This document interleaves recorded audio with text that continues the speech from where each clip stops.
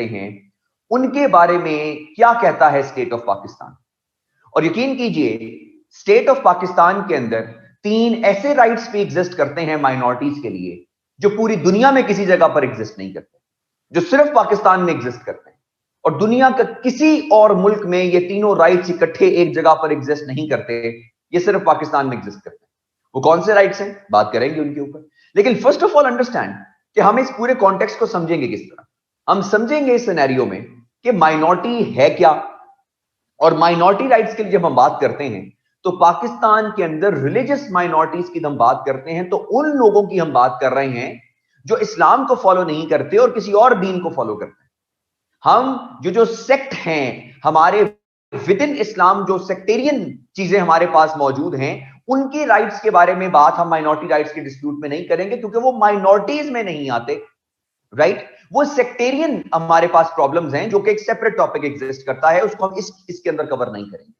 यानी अगर हजारा कम्युनिटी की बात कर ली जाए या और जितने भी हमारे पास जो सेक्टेरियन हमारे पास डिवाइड है, इस्माइलीज की बात कर ली जाए, ये सारे के सारे जो हमारे पास मौजूद हैं, जो सेक्टेरियन हमारे पास माइनॉरिटीज हैं, उनको हम इस टॉपिक में कवर नहीं करेंगे। उसके लिए एक सेपरेट टॉपिक जो है वो होगा। हम इसमें कवर करेंगे सिर्फ माइनॉरिटी राइट्स को, उन माइनॉरिटी राइट्स को जो कि सिर्फ पाकिस्तान में उन लोगों के लिए एग्जिस्ट करते हैं जो इस्लाम को फॉलो नहीं करते, किसी और दीन को फॉलो करते हैं। तो ये कॉन्टेक्स्ट जरा समझने की जरूरत है। ये पहला पॉइंट समझना था। अब दूसरे पॉइंट के ऊपर मैं आपको लेकर चलता हूं। अब स्टूडेंट गलती कहां पर करता है जब वो माइनॉरिटी राइट्स के बारे में बात करता है, जब वो माइनॉरिटीज पे बात करता है। तो let us understand this scenario. मैं आपके सामने एक सिनेरियो रखता हूं, उस सिनेरियो से आपको पूरे का पूरा आर्गुमेंट एक समझ आएगा जो मैं आपके सामने रन करना चाह रहा हूं। पाकिस्तान का जो कॉन्स्टिट्यूशन है उसका आर्टिकल 8 to 28, ये वो आर्टिकल्स हैं पाकिस्तान के कॉन्स्टिट्यूशन के जो फंडामेंटल राइट्स को डील करते हैं। फंडामेंटल राइट्स किसके? Fundamental rights of the individuals in Pakistan. Fundamental rights of the individuals, ठीक हो गया। हम fundamental rights of the individuals पे बात कर रहे हैं। अभी मैंने ये कहीं नहीं बताया आपको कि इसमें माइनॉरिटी के राइट्स कहां पर हैं, इसके अंदर मुस्लिम्स के राइट्स कहां पर हैं। लिखा हुआ है पाकिस्तान के कॉन्स्टिट्यूशन में fundamental rights of the people of Pakistan. कौन से हैं जी? आर्टिकल 8 से लेकर 28 तक के जो आर्टिकल्स हैं वो स्पेसिफिकली एग्जिस्ट करते हैं, फंडामेंटल राइट्स के articles of the individuals of the citizens of Pakistan, right. अगर मैं कहूं कि पाकिस्तान के अंदर 2 लोग हैं और इनके मैं रिलीजन पर बात ना करूं, तो क्या ये सारे के सारे राइट्स जो 8 to 28 हैं ये इन 2 लोगों को मिलेंगे? बिल्कुल मिलेंगे, क्योंकि 8 to 28 में तो ये कहीं नहीं लिखा हुआ कि ये मुस्लिम्स के राइट्स हैं या नॉन मुस्लिम्स के राइट्स हैं। इसका मतलब वहां पर लिखा हुआ है कि ये इंडिविजुअल के राइट्स हैं, ये लोगों के राइट्स हैं, ये सिटीजंस ऑफ पाकिस्तान के राइट्स हैं। और सिटीजंस ऑफ पाकिस्तान में नॉन मुस्लिम भी हैं, मुस्लिम भी हैं। इसका मतलब ये हुआ कि आर्टिकल 8 to 28 ये जो फंडामेंटल राइट्स के आर्टिकल हैं ये माइनॉरिटी के राइट्स भी हैं और मुस्लिम्स के राइट्स भी हैं। ये इंडिविजुअल्स ऑफ पाकिस्तान के राइट्स हैं, ये सिटीजंस ऑफ पाकिस्तान के राइट्स हैं। ये मतलब नहीं है कि 8 to 28 में जितने राइट्स एग्जिस्ट करते हैं, जिसके अंदर राइट टू लाइफ है, जिसके अंदर राइट टू आपके पास एजुकेशन है, जिसके अंदर राइट टू फेयर ट्रायल है, जिसमें राइट जो फ्रीडम जो है वो टू एक्सप्रेस योरसेल्फ है, उसमें राइट टू इंफॉर्मेशन है, ये वो राइट्स हैं जो इंडिविजुअल्स ऑफ पाकिस्तान के राइट्स हैं। इसमें माइनॉरिटीज को सेपरेट नहीं किया गया और मुस्लिम्स को सेपरेट नहीं किया गया। यानी कि ये वो राइट्स हैं जो मुसलमानों के और नॉन मुस्लिम्स के इकट्ठे हैं। और इसके बाद जो एक्स्ट्रा राइट्स आगे मिलते हैं वो सिर्फ इंडिविजुअल जो आपके पास माइनॉरिटीज हैं उनके हैं। यानी जो इसके अलावा पाकिस्तान के कॉन्स्टिट्यूशन के अंदर अलग राइट्स लिखे हुए माइनॉरिटीज के लिए, वो माइनॉरिटीज को सिर्फ मिलेंगे, वो मुसलमानों को नहीं मिलेंगे। यानी जो article, for example article 36 of the constitution of Pakistan deals with the rights of minorities, ये माइनॉरिटीज को मिलेगा, ये मुस्लिम को राइट नहीं मिलेगा। यानी कि अब इस चीज को अंडरस्टैंड कीजिए कि पाकिस्तान के कॉन्स्टिट्यूशन के लिहाज से माइनॉरिटीज के पास राइट्स ज्यादा हैं, मुसलमानों के पास राइट्स कम है। क्यों? उसकी रीजन ये है कि हमारे राइट्स तो यहां से लेकर यहां तक महदूद हैं, यहां से यहां तक महदूद हैं। ठीक हो गया। इसके बाहर के जो राइट्स हैं, जो एक्स्ट्रा राइट्स मिलते हैं, वहां पर स्पेसिफाई किया जाता है कि ये माइनॉरिटीज के राइट्स हैं। लेकिन 8 to 28 में ये मेंशन नहीं किया गया कि ये माइनॉरिटीज के हैं या किसी और के हैं, कहा गया है सिटीजन ऑफ पाकिस्तान के राइट्स। तो इसका मतलब ये हुआ कि माइनॉरिटीज के राइट्स जो हैं कंपैरेटिवली राइट्स जो आपके पास मुस्लिम्स के एग्जिस्ट करते हैं उससे ज्यादा हैं। अच्छा, क्या ये अनइक्वल डिस्ट्रीब्यूशन हुई है? नहीं, ये ज्यादती नहीं है, ये जरूरत है। अब जरूरत क्या है इसको अंडरस्टैंड करो। एक कॉन्सेप्ट होता है इक्वालिटी का, एक कॉन्सेप्ट होता है इक्विटी का। इक्वालिटी होती है बराबरी, इक्विटी होती है जरूरत के हिसाब से उस किसी को उसका हिस्सा दे दिया जाए जितनी उसको जरूरत है। मैं आपको एग्जांपल दे देता हूं। अब हम दो लोग मौजूद हैं कमरे के अंदर, दोनों भूखे, राइट, और हमारे पास दो रोटियां मौजूद हैं, एक मैंने खा ली और एक मेरे साथ जो मेरा दोस्त बैठा उसने खा ली। ये इक्वालिटी है, एक उसको मिल गई, एक मुझे मिल गई। अब हम दो लोग कमरे में बैठे हुए हैं, दो रोटियां हमारे पास मौजूद हैं, मैंने खाना खा लिया हुआ है, मेरे दोस्त को भूख है, अब वो दो रोटियां उसको मिल जाएंगी। ये इक्विटी है कि उसकी जरूरत के हिसाब से उसको वो चीज मिल जाए। मेरे साथ जाती नहीं हुई क्योंकि मेरी जरूरत ही नहीं थी। जब मेरी जरूरत ही नहीं थी तो मेरी उसको जितनी ज्यादा जरूरत थी उसको उसकी जरूरत दे दी गई, उसके मुताबिक पूरा कर दिया गया। कॉन्सेप्ट इक्विटी का होता है और इक्वालिटी का होता है। सिस्टम के अंदर आपको कभी कभार अनइक्वल डिस्ट्रीब्यूशन करनी पड़ती है कुछ ऐसे लोगों के लिए जिनको राइट्स नहीं मिल रहे होते प्रॉपर। अब let me give you example, एक और देख लें। आप ऐसा कर दें, कोटा सिस्टम खत्म कर दें पाकिस्तान से, यानी कि आप कहें कि बलोचियों के लिए कोई कोटा नहीं है, सिंधियों के लिए कोई कोटा नहीं है, खैबर पख्तूनख्वा वालों के लिए कोई कोटा नहीं है।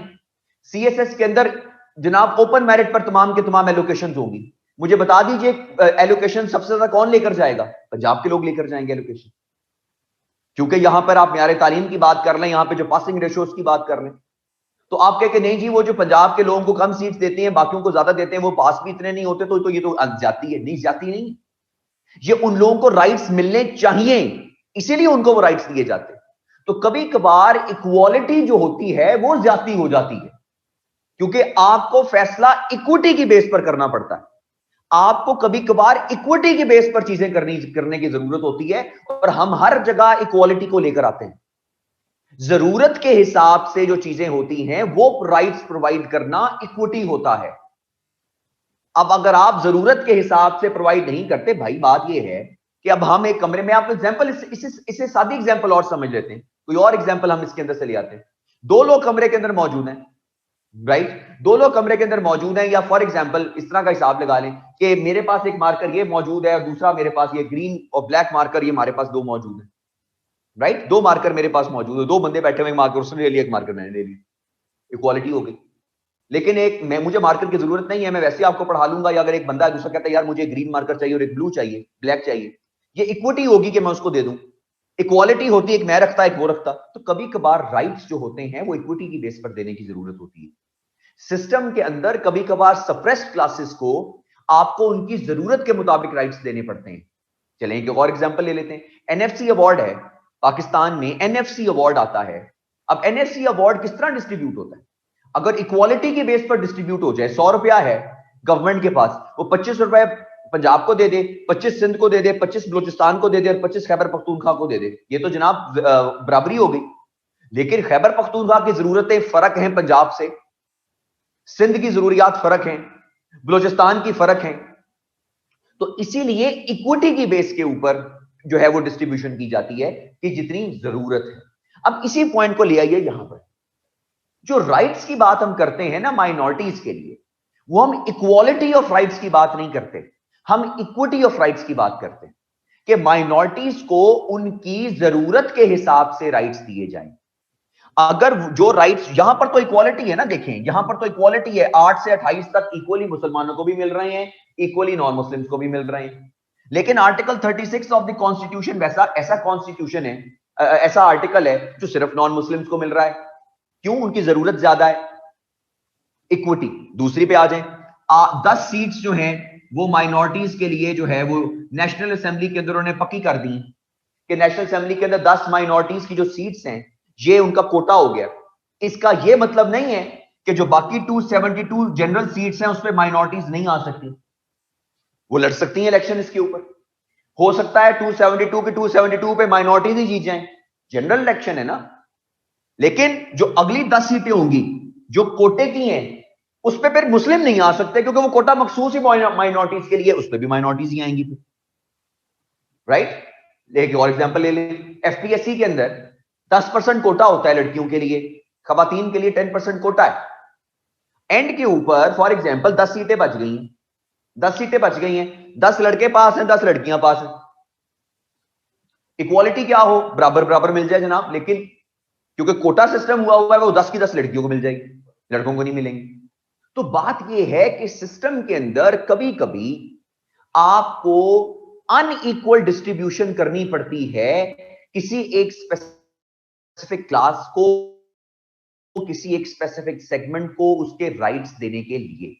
माइनॉरिटीज का भी यही मसला है पाकिस्तान के अंदर कि हम माइनॉरिटीज के लिए हमेशा से इक्वल राइट्स की बात करते हैं कि ये माइनॉरिटीज को इक्वल राइट्स मिलने चाहिए। और भाई इक्वल राइट्स तो दे दिए हैं कॉन्स्टिट्यूशन ने 8 से 28 तक। हमें इक्विटी ऑफ राइट्स पर बात करनी है माइनॉरिटीज के लिए कि जितनी उनकी जरूरत है उसके हिसाब से उनको राइट्स प्रोवाइड किए जाए। यानी ये तो मिल ही रहे हैं उनको 8 to 28, इसके अलावा जो उनको जरूरत है उसको भी पूरा किया जाए। आप कहेंगे जनाब ये तो फिर जाती हो जाएगी, मुसलमानों के साथ जाती नहीं हो। क्यों? क्योंकि उनकी जरूरत ज्यादा है, वो सिस्टम के अंदर रह रहे हैं, आप एक दूसरे सिस्टम में रह रहे हैं, उनकी जरूरत डिफरेंट है, उनको डिफरेंट राइट्स में प्रोवाइड करने की जरूरत है। तो इस कॉन्टेक्स्ट को जहन के अंदर रखकर आपने इस पूरे के पूरे क्वेश्चन को अंडरस्टैंड करना है। यानी जब हम माइनॉरिटी के राइट्स पे बात करेंगे, हम 8 to 28 के आर्टिकल्स को भी देखेंगे, इसके अलावा जो आर्टिकल्स माइनॉरिटीज के पास राइट्स एग्जिस्ट करते हैं उनको भी देखेंगे, और फिर मैं एंड पे आपको 3 वो राइट्स भी बताऊंगा जो राइट्स सिर्फ पाकिस्तान के अंदर एग्जिस्ट करते हैं। क्लियर हो गया जी? Let us start the rights of minorities. इसका थोड़ा सा बैकग्राउंड देखेंगे पहले, और फिर इसके बाद हम चलेंगे करंट डेवलपमेंट के ऊपर। ये 2 पॉइंट्स क्लियर हो गए हैं आप लोगों को? Is these 2 points clear? Are these 2 points clear? ये क्लियर है जी? अब चलें जी।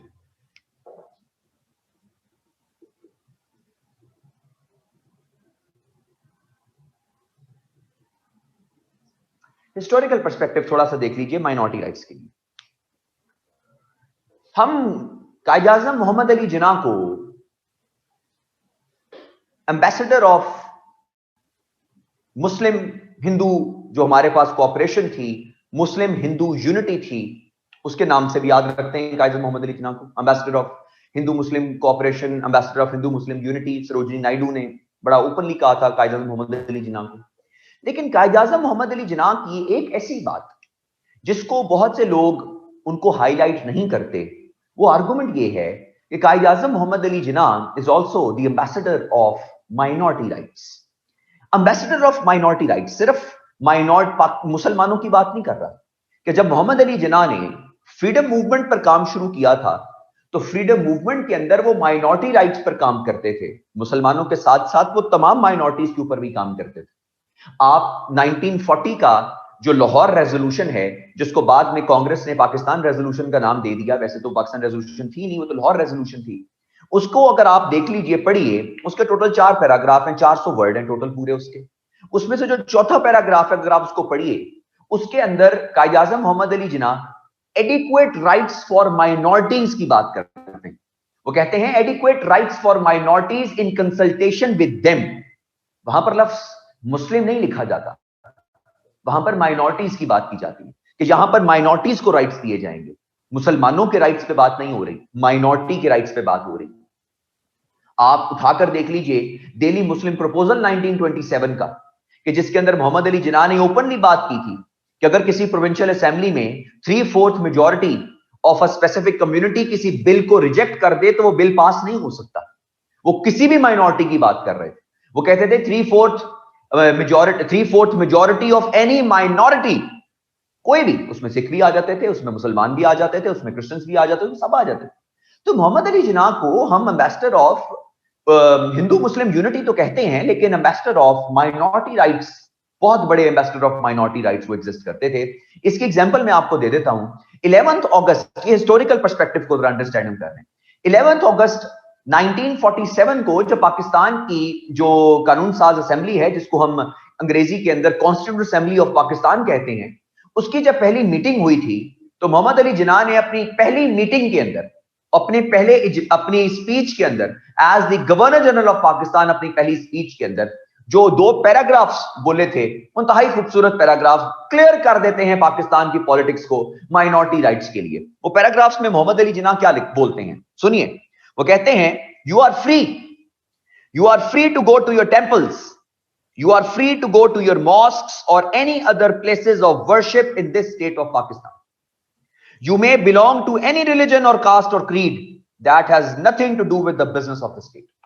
Open राइट्स ऑफ माइनॉरिटीज के लिए ओपन बात कर रहे हैं मोहम्मद अली जिन्ना। एक और जगह भी इसी के साथ नीचे वो क्या कहते हैं, now I think we should keep that in front of us as our ideal, and you will find that in course of time that Hindus would cease to be Hindus and Muslims would cease to be Muslims, not in the religious sense, because that is the personal faith of each individual, but in the political sense as the citizens of Pakistan.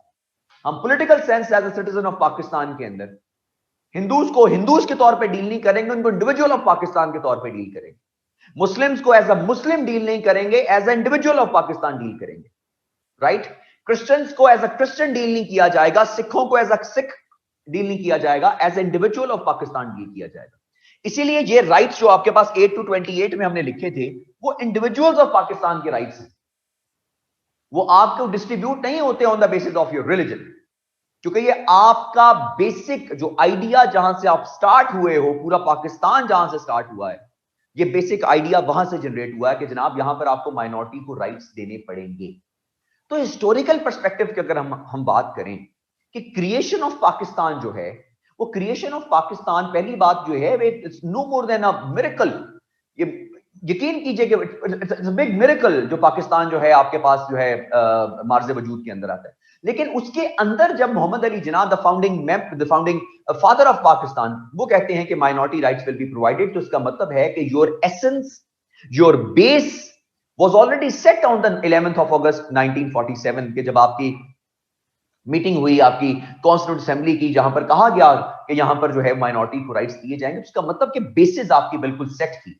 लेकिन unfortunately जो current scenario चल रहा है हमारे मुल्क के अंदर, उसमें माइनॉरिटीज को जो राइट्स हैं, वो हमें पता है और आपको भी पता है और मुझे भी पता है कि वो माइनॉरिटीज को कितने राइट्स जो है हम प्रोवाइड करते हैं। ये वही मुल्क है कि जहां से आपने अब इसको बनने से पहले, यानी 14 अगस्त को जब ये आजाद हुआ, उसके बनने से 3 दिन पहले जब आपकी कॉन्स्टिट्यूंट असेंबली की मीटिंग हुई, तो वहां पे भी माइनॉरिटी राइट्स के लिए बात की गई और ये एक सारा कॉन्सेप्ट स्टार्ट हुआ। ये वो मुल्क है कि जिसके फाउंडिंग फादर ने हमेशा से माइनॉरिटी राइट्स के लिए बात की, लेकिन हम जो आजकल कर रहे हैं माइनॉरिटीज के साथ, वो मुझे भी पता है और आपको भी पता है। खैर, बात इसको देखेंगे, सोल्यूशंस भी देखेंगे इसके सारे के सारे, लेकिन हिस्टोरिकल पर्सपेक्टिव के अंदर आप जो है वो 1927 के दिल्ली मुस्लिम प्रपोजल्स को भी लिख सकते हैं। आप इसके बाद जो है वो 11th August 1947 की जो कॉन्स्टिट्यूंट असेंबली की मीटिंग थी मोहम्मद अली जिन्ना ने, जिसके अंदर स्पीच की थी, उसको भी आप रेफर कर सकते हैं हिस्टोरिकल पर्सपेक्टिव के अंदर, कि माइनॉरिटीज के लिए जो राइट्स हैं वो हमेशा से the founding father of Pakistan के ज़हन के अंदर थे कि माइनॉरिटीज को इक्वल राइट्स मिलेंगे, इक्वल अपॉर्चुनिटीज मिलेंगी सारे के सारे सिनेरियो में। अब आते हैं, बात करते हैं द राइट्स ऑफ माइनॉरिटीज इन पाकिस्तान के अंदर, कि हमारे पास इस मुल्क में माइनॉरिटीज के लिए कौन कौन से राइट्स जो हैं वो मौजूद हैं। इनमें से कुछ राइट्स जो हैं अब लिखते जाएंगे, इनको जरा आप अंडरस्टैंड कर लीजिए कि वो कौन कौन से राइट्स जो हैं आपके पास एग्जिस्ट करते हैं, उसको हम देखते जाएंगे जी इंशाल्लाह साथ साथ। Let us start from the very first point जी। Article 9 of the constitution deal करता है, यानी कि अब हम डील कर रहे हैं माइनॉरिटी राइट्स को। माइनॉरिटी राइट्स इन पाकिस्तान कौन कौन से हैं, लिस्ट ऑफ माइनॉरिटी राइट्स कह लें या इसको एक्सप्लेन करने के लिए आप बना लें जी, कौन कौन सी लिस्ट है हमारे पास। नंबर 1 जी, article 9 of the constitution of Pakistan जो है वो डील करता है आपके पास सिक्योरिटी ऑफ अ पर्सन को। Security of a person, it is the job of the state to provide the security to every individual in Pakistan irrespective of their caste, creed or religion. Caste, creed and religion, right? 11th August 1947. It is the responsibility of the individuals in responsibility of the state to provide the security to the individuals in Pakistan irrespective of their caste, creed or religion. इसके अंदर minorities भी आती हैं, इसके अंदर Muslims भी आते हैं. तो पहला right minorities का क्या है कि they should be provided security. और सिक्योर जो है माइनॉरिटीज हैं इस मुल्क के अंदर. हमारे पास जो है वो इतने वाकयात जो हैं आते हैं कि जिसके अंदर माइनॉरिटीज को बगैर कोई राइट प्रोवाइड किए उनको मार दिया जाता है या उनको उनके राइट्स को सप्रेस कर दिया जाता है eight the end of the day. खैर, ये पहला आर्गुमेंट आपके ज़हन के अंदर आना चाहिए कि this is the first point that you need to understand that the first right that the minorities have in Pakistan is the right of security. They should feel secure as a citizen of Pakistan. They should not feel secure as a Christian, as a Sikh, as a Hindu, or any other religion that they follow. They should feel secure being the citizen of Pakistan. Article 9 पे बात हो रही थी. अब आते हैं जी Article 10 के ऊपर. Article 10 of the Constitution है जी, safeguard from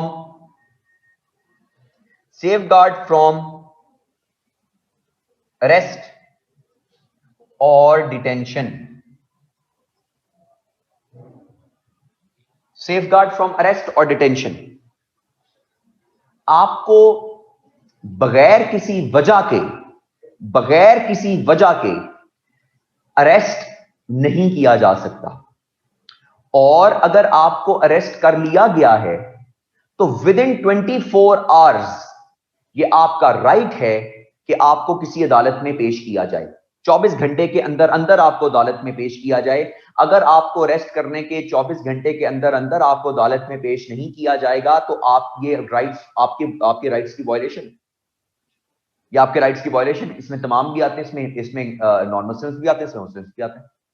राइट. तो पहली बात ये है कि इलीगल अरेस्ट और डिटेंशन जो है, इलीगल अरेस्ट और डिटेंशन, वो सिर्फ एक कंडीशन ऐसी है कि जिसके अंदर आपको बगैर वारंट के अरेस्ट किया जा सकता है.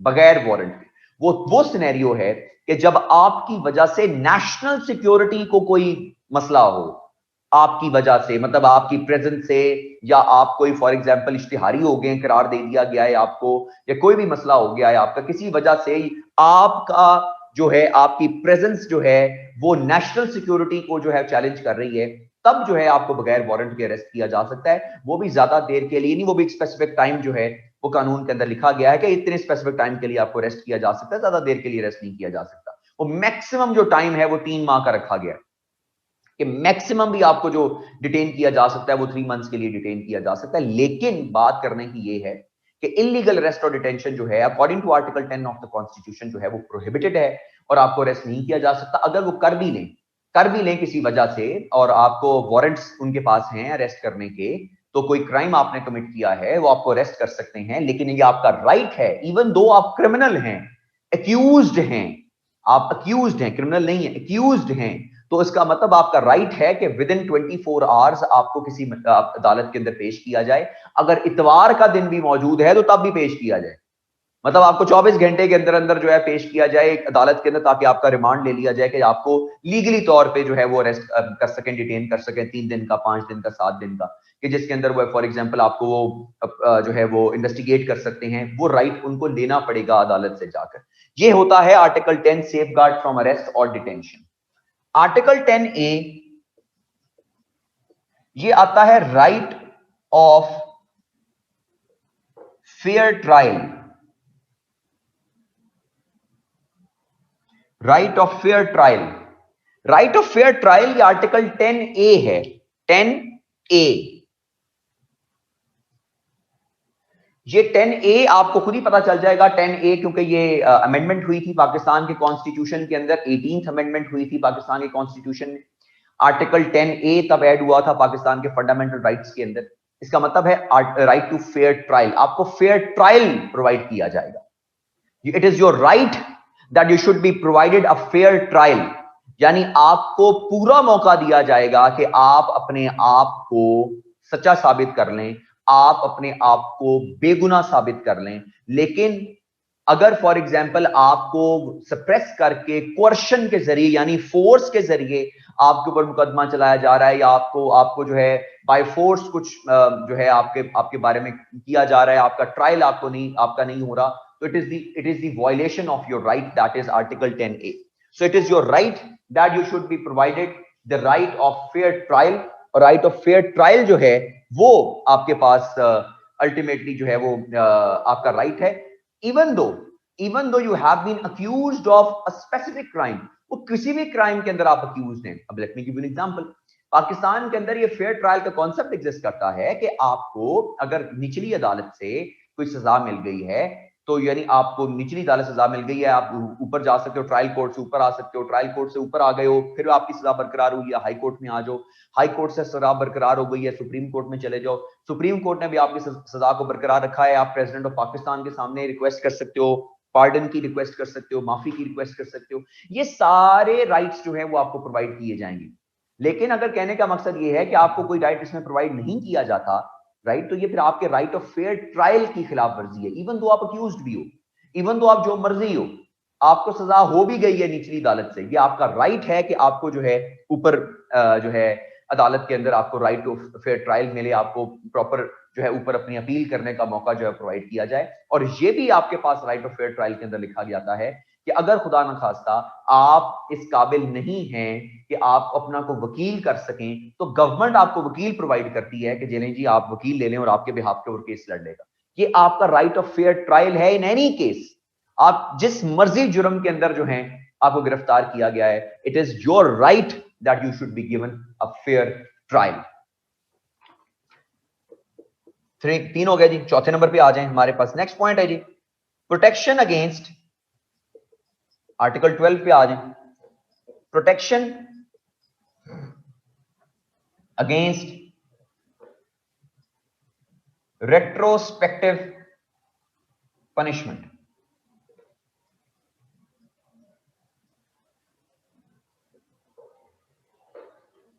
Protection against retrospective punishment. Protection against retrospective punishment. ये रेट्रोस्पेक्टिव पनिशमेंट क्या होती है? एनीवन जी, what is retrospective punishment?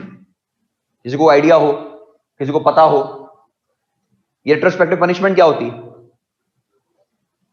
Cruel नहीं, डबल पनिशमेंट नहीं होती। डबल पनिशमेंट दूसरी है, वो आपके पास दूसरा नेक्स्ट आर्टिकल 13 डील करता है। रेट्रोस्पेक्टिव पनिशमेंट जब क्राइम होगा तभी पनिशमेंट दी जाएगी, हैं?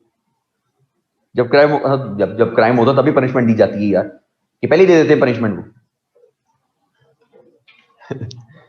पनिशमेंट, रेट्रोस्पेक्टिव पनिशमेंट का मतलब होता है कि आपको, सुन लें, आपको जी बिल्कुल ऐसे ही कि you can not be given a punishment, you can not be given punishment for the act that you cannot be given the punishment for the act that you committed when it was not a crime। जब वो crime नहीं था कोई act ऐसा, तो उसके ऊपर आपको सजा नहीं दी जा सकती। फॉर एग्जाम्पल इमेजिन कर लीजिए, आप आज इशारा तोड़ दें जी, आप वो सड़क पे लगा हुआ, ठीक है जी, आप इशारा तोड़ के निकल गए हैं और ये अभी क्राइम नहीं है, इस पे कोई सजा नहीं है, इस पे चलान नहीं है। अब जी कल से उन्होंने लॉ बना दिया कि जनाब ये चलान होगा जनाब जो इशारा तोड़ के जाएगा। अब इसके ऊपर ये नहीं होगा कि जनाब आपने कल इशारा तोड़ा था तो आज आप उसका चलान पे करेंगे, नहीं, ऐसा नहीं होगा। तो जिस टाइम आपने वो एक्ट कमिट किया है, अगर उस टाइम वो क्राइम है तो तभी आपको सजा मिलेगी, वरना आपको सजा नहीं मिल सकती। तो प्रोटेक्शन अगेंस्ट रेट्रोस्पेक्टिव पनिशमेंट ये बेसिकली आपके पास होता है। तो आप इसको लिख सकते हैं, an act that was not punishable, an act that was not punishable when it was committed, an act that was not punishable when it was committed। ठीक है जी, तो ये उसके ऊपर आपको सजा जो है बेसिकली नहीं दी जाती जी।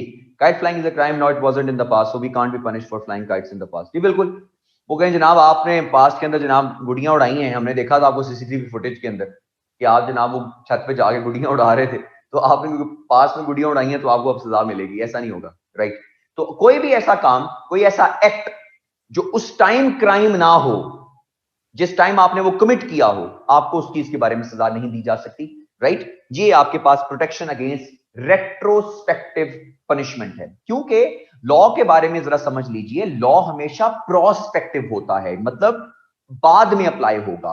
प्रोस्पेक्टिव, 12 बजे पेट्रोल की प्राइस बढ़ गई, उन्होंने कहा कि 12 बजे के बाद 2 रुपए पेट्रोल की प्राइस बढ़ जाएगी। अब वो दो जो प्राइस बढ़ी है वो 12 बजे के बाद बढ़ी है।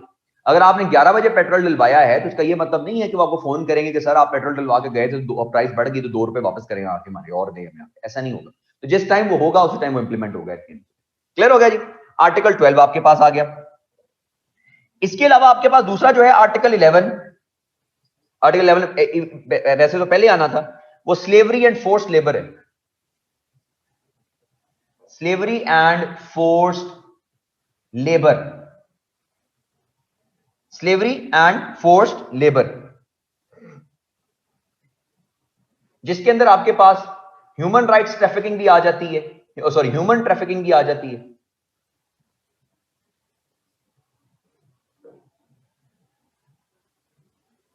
ह्यूमन ट्रैफिकिंग भी आ गई आपके पास।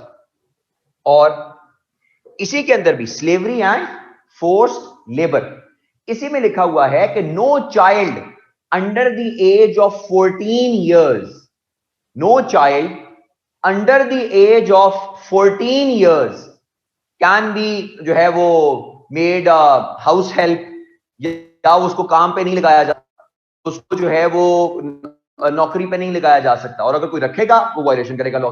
14 साल से कम उम्र बच्चे को, you can not have a child less than 14 years of age as your house help या as anyone, जो कि आप उसको जो है फोर्स लेबर नहीं करवा सकते उससे, और जो उसकी वायलेशन करेगा, जो उसको ऐसा करेगा वो उसकी वायलेशन करेगा। तो ये आपके पास article 11 slavery and force labour, और आपके पास ये इसके अंदर बकायदा तौर पे आर्टिकल में लिखा हुआ है any child below the age of 14 years, 14 year से नीचे जो है वो नहीं आ सकता आपके पास। ठीक हो गया जी? आर्टिकल 9, 10, 10A, 11, 12, आर्टिकल 13 आ जाते हैं जी। इवन इफ वी पे their parents, you can not justify the act कि भाईजान आप पैसे देते हैं तो इसका मतलब ये है कि जनाब आप ठीक काम कर रहे हैं। आप सूद लें और सूद लेके करें क्या? सूद लेके लोगों को बांटना शुरू कर दें, अपने पास ना रखें, सूद बांटना शुरू कर देंगे। सर मैं तो सूद बांट रहा हूं, ये जो चीज गलत है वो गलत है। वो उसके बाद आप जो मर्जी कर रहे हैं उस पैसे से, राइट, तो वो अल्टीमेटली आपके पास वो गलत ही चीज है, आप जस्टिफाई नहीं कर सकते at the end of the day किसी चीज को, जो गलत है वो गलत, कि जी ये चीज तो सर वो ठीक है, वो सोर्स तो उसका गलत है, लेकिन सर देखिए मैं आगे तो बड़ा अच्छा काम कर रहा हूं, राइट। तो ये बेसिकली हमारे पास एग्जिस्ट करता है, कॉमन तो है सोसाइटी के अंदर, लेकिन बात करने की ये है कि हमारे माशरे के अंदर कुछ ऐसी चीजें भी एग्जिस्ट करती हैं, कुछ ऐसी माशरे में भी चीजें एग्जिस्ट करती हैं जिसके बारे में लोगों को अवेयरनेस ही नहीं है कि यार ये गलत है, हमें पता ही नहीं है। चलो माइनॉरिटीज को तो उनके बेचारों के राइट्स पता ही नहीं है, हमें अभी अपने राइट्स नहीं पता, हमें राइट्स तो चले छोड़, दूसरी बात है ऑब्लिगेशंस भी नहीं पता हमें अपनी, कि ये हमारी ऑब्लिगेशंस भी एग्जिस्ट करती हैं, सारी की सारी चीजें, राइट। तो ये कुछ चीजें हैं, हमारी ऑब्लिगेशंस भी एग्जिस्ट करती हैं, वो ऑब्लिगेशंस भी पूरी करने की जरूरत होती है, और राइट्स भी। और मैं आपको एक और बात बताऊं, राइट्स आप ओपनली तब मांग सकते हैं, ये बात याद रखिएगा जहन के अंदर, ये बेशक आप वायलेशन भी करें लॉज की, खैर है कोई बात नहीं, लेकिन जमीर के अंदर ये बात आपके जहन में जरूर होनी चाहिए, जमीर आपका जरूर मलाल करेगा इस चीज के ऊपर, गौर से सुनिएगा। राइट्स आप तब प्रॉपर डिमांड कर सकते हैं जब आप अपने प्रॉपर ऑब्लिगेशंस फुलफिल कर रहे हो। If you are not properly fulfilling your obligations, you don't have any rights कि आप राइट्स को मानना शुरू कर देंगे, जनाब राइट्स हमें आप दे दें। ऑब्लिगेशन को छोड़ें सर, ऑब्लिगेशन नहीं पूरी करनी हमने, राइट्स जो हैं वो हमारे होने चाहिए पूरे eight the end of the day.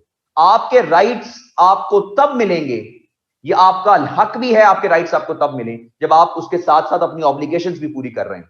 और अगर आप अपनी ऑब्लिगेशंस पूरी नहीं कर रहे और सिर्फ बैठ के खा रहे हैं और अपने राइट्स को मांग रहे हैं, तो इसका मतलब ये है कि ये भी आप वायलेशन कर रहे हैं। बेशक आप मांगते रहें, कोई अब कहेगा कुछ भी नहीं, लेकिन अंदर खाते पता होगा आपको कि मैं गलत कर रहा हूं ऐसे जी। Obligation as a citizen of Pakistan, ये हमारी ऑब्लिगेशन है as a citizen of Pakistan, कि कोई चीज हमारे पास जो हमारी पावर के अंदर आती है, जो हम कुछ जिसके बारे में कुछ कर सकते हैं उसके बारे में करें। हमने कल वाटर इश्यूज के बारे में पढ़ा था, ये हमारी ऑब्लिगेशन है। हम पढ़े लिखे लोग हैं, आप पढ़े लिखे इंडिविजुअल्स हैं, ये कोई आपके जो है वो कम से कम आपने 14 जमातें तो पढ़ी ना यार, इसलिए तो सीएसएस कर रहे हो। ये आपकी और मेरी ऑब्लिगेशन है कि जहां पे कोई चीज गलत हो रही है, हमारे पास इतनी पावर है कि हम उसको रोक सकते हैं, उसको कह सकते हैं, बता सकते हैं कि ये चीज गलत है। लेकिन हमारे जहन के अंदर मेजॉरिटी लोग ये कहते हैं हमारी कोई नहीं सुनता, हमारी कोई नहीं सुनेगा। ये हमने पहले ही अज्यूम कर लिया हुआ कि हमारी कोई नहीं सुनेगा, राइट? तो आप उनको कहें, अगर वो नहीं चीज फुलफिल होती, खत्म हो गई बात। आपका काम था कहना, आपने अपनी ऑब्लिगेशन पूरी कर दी है। जहां पर हाथ से रोक सकते हैं हाथ से रोक लें, जहां से आप जुबान से रोक सकते हैं जुबान से रोक लें, और नहीं भी रोक सकते तो दिल में बुरा जान लें। किसने कहा था? रसूल ने कहा था। हदीस है आपके पास कि जिस चीज को हाथ से रोक सकते हो रोक लो, जुबान से रोक सकते हो रोक लो, नहीं कर सकते तो कम से कम दिल में बुरा जान लो कि हाँ यार ये बुरी चीज है, ये गलत चीज है। तो हम अपनी ऑब्लिगेशंस को फुलफिल नहीं करते और हम सबसे आगे होते हैं राइट्स लेने के लिए कि जनाब हमारे राइट्स हमें दे दें, अपनी ऑब्लिगेशंस तो हमने पूरी नहीं करनी। राइट्स आपको तब मिलेंगे सारे पाकिस्तान को जब अपनी अपनी ऑब्लिगेशंस पूरी कर रहे होंगे। और हर बंदे को अंदर खाते पता होता है, मुझे भी पता है और मेरा ख्याल है बाकी पूरे पाकिस्तान को भी पता होगा कि कितनी ऑब्लिगेशंस हम फुलफिल करते हैं as a citizen of Pakistan. और as a citizen of Pakistan अपनी ऑब्लिगेशंस तब जब हम फुलफिल करेंगे तब हमारा पूरा राइट है निकल के हम अपना जो है राइट मांगे। ये इलेक्शन करने के लिए हमारी ऑब्लिगेशन है कि हम जाके वोट डालें। 50% हमारा टर्नआउट होता है, 50% लोग वोट नहीं डालते और फिर जनाब कहते हैं जनाब गवर्नमेंट करप्ट हो गई, पता नहीं इमरान खान को कौन ले आया, पता नहीं जरदारी को कौन ले आया, पता नहीं नवाज शरीफ को कौन ले आया। भाईजान आप हिलते जाके वोट डालते तो ये ना आता, आप किसी और को डाल लेते वोट। नहीं, हमारे एक वोट से क्या होना है? बाकी 50 ने भी यही सोचा था कि हमारे एक वोट से क्या होना है, वो सारे सोच के जनाब वो आगे से आगे चले पड़े। तो बात ये है कि आप अपनी ऑब्लिगेशंस तो हम फुलफिल कर नहीं रहे as a citizen of Pakistan, और ऑब्लिगेशंस फुलफिल नहीं कर रहे और राइट्स लेने के लिए हम सबसे आगे होते हैं कि जनाब ये हमारे राइट्स एग्जिस्ट करते हैं, हमारी ये चीजें एग्जिस्ट करती हैं। राइट्स एग्जिस्ट करते हैं इस मुल्क के अंदर, लेकिन भाई ऑब्लिगेशंस भी होती हैं साथ साथ, सिर्फ राइट्स पे नहीं जिंदा रहना होता, ऑब्लिगेशंस भी फुलफिल करनी होती हैं आपने। खैर आर्टिकल 13 पे बात कर लेते हैं। आर्टिकल 13 क्या कहता है? आर्टिकल 13 कहता है protection from double punishment. Protection from double punishment.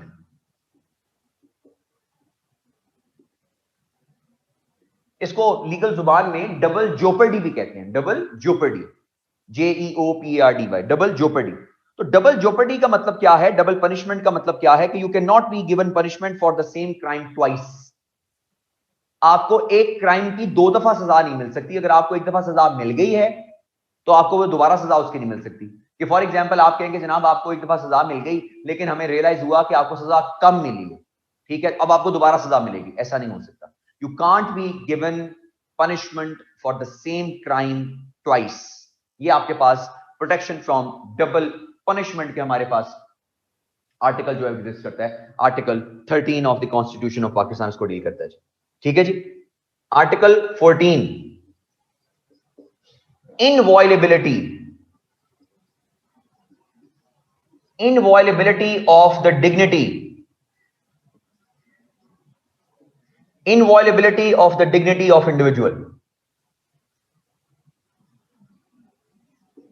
Article 14 of the Constitution of Pakistan। अब आपको ये चीज आर्टिकल समझ लग के आपको जी in some offences fine and imprisonment is imposed, is it considered? No, उसको तो लॉ में लिखा हुआ है कि फाइन भी इंपोज हो सकता है और पनिशमेंट भी इंपोज हो सकती है, या दोनों इंपोज हो सकती हैं। ये लॉ में लिखा हुआ होगा। अगर लॉ में लिखा हुआ है तो फाइन और पनिशमेंट दोनों इंपोज होंगी।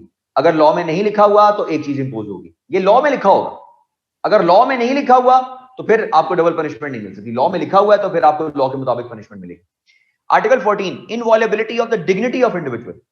ये वो आर्टिकल है, आर्टिकल 14, जो रोकता है आपको कैपिटल पनिशमेंट देने से। अवाम के सामने जो सरेआम फांसी की बातें होती है ना, ये वो आर्टिकल है 14 जो रोकता है सरेआम फांसी से। Inviolability of the dignity of the individual. हमें जुर्म से नफरत करनी चाहिए। हम मुजरिम से नफरत करते हैं, हमें जुर्म से नफरत नहीं है, हमें मुजरिम से नफरत है। Eight the end of the day problem ये है कि आपके पास जो भी आप कहें जी सरेआम फांसी दे दें जी, उसको फलां कर दें जी, ये कर दें जी, वो कर दें, फलां कर दें, ठीक है जी, आपका राइट है, आप सेंटिमेंट्स में आ गए हुए हैं, आपके सेंटिमेंट्स की कदर है, आपके सेंटिमेंट्स गलत नहीं है। शायद जो है वो बाकी ज्यादा आपसे भी ज्यादा को सेंटिमेंटल हो इस मामले के अंदर, जिस मामले के अंदर हम सेंटिमेंटल जो होने की कोशिश करते हैं। लेकिन इसका यह मतलब नहीं है कि कुछ ऐसी चीजों को हम भूल जाएंगे जो चीजें हमारे पास लिखी हुई पड़ी। डिग्निटी ऑफ द इंडिविजुअल जो है उसको आप एब्रोगेट नहीं कर सकते। Inviolability of the dignity of the individual. बड़े लोग आपके पास आज ऐसे भी एग्जिस्ट करते हैं जो कैपिटल पनिशमेंट के खिलाफ है जो है दुनिया के अंदर। वो कैपिटल पनिशमेंट नहीं देना चाहते, वो कहते कैपिटल पनिशमेंट जो है वो इनह्यूमेन होती है। कैपिटल पनिशमेंट, बड़े लोग हैं जो कैपिटल पनिशमेंट के खिलाफ हैं, और जो मेजर आर्गुमेंट क्या देते हैं वो कैपिटल पनिशमेंट के बारे में, वो कहते हैं you're killing a person to tell the world that killing was wrong. You're killing a person to tell the world that killing was wrong. आपने भी वही काम कर रहे हो ना जो वो काम वो कर रहा था eight the end of the day.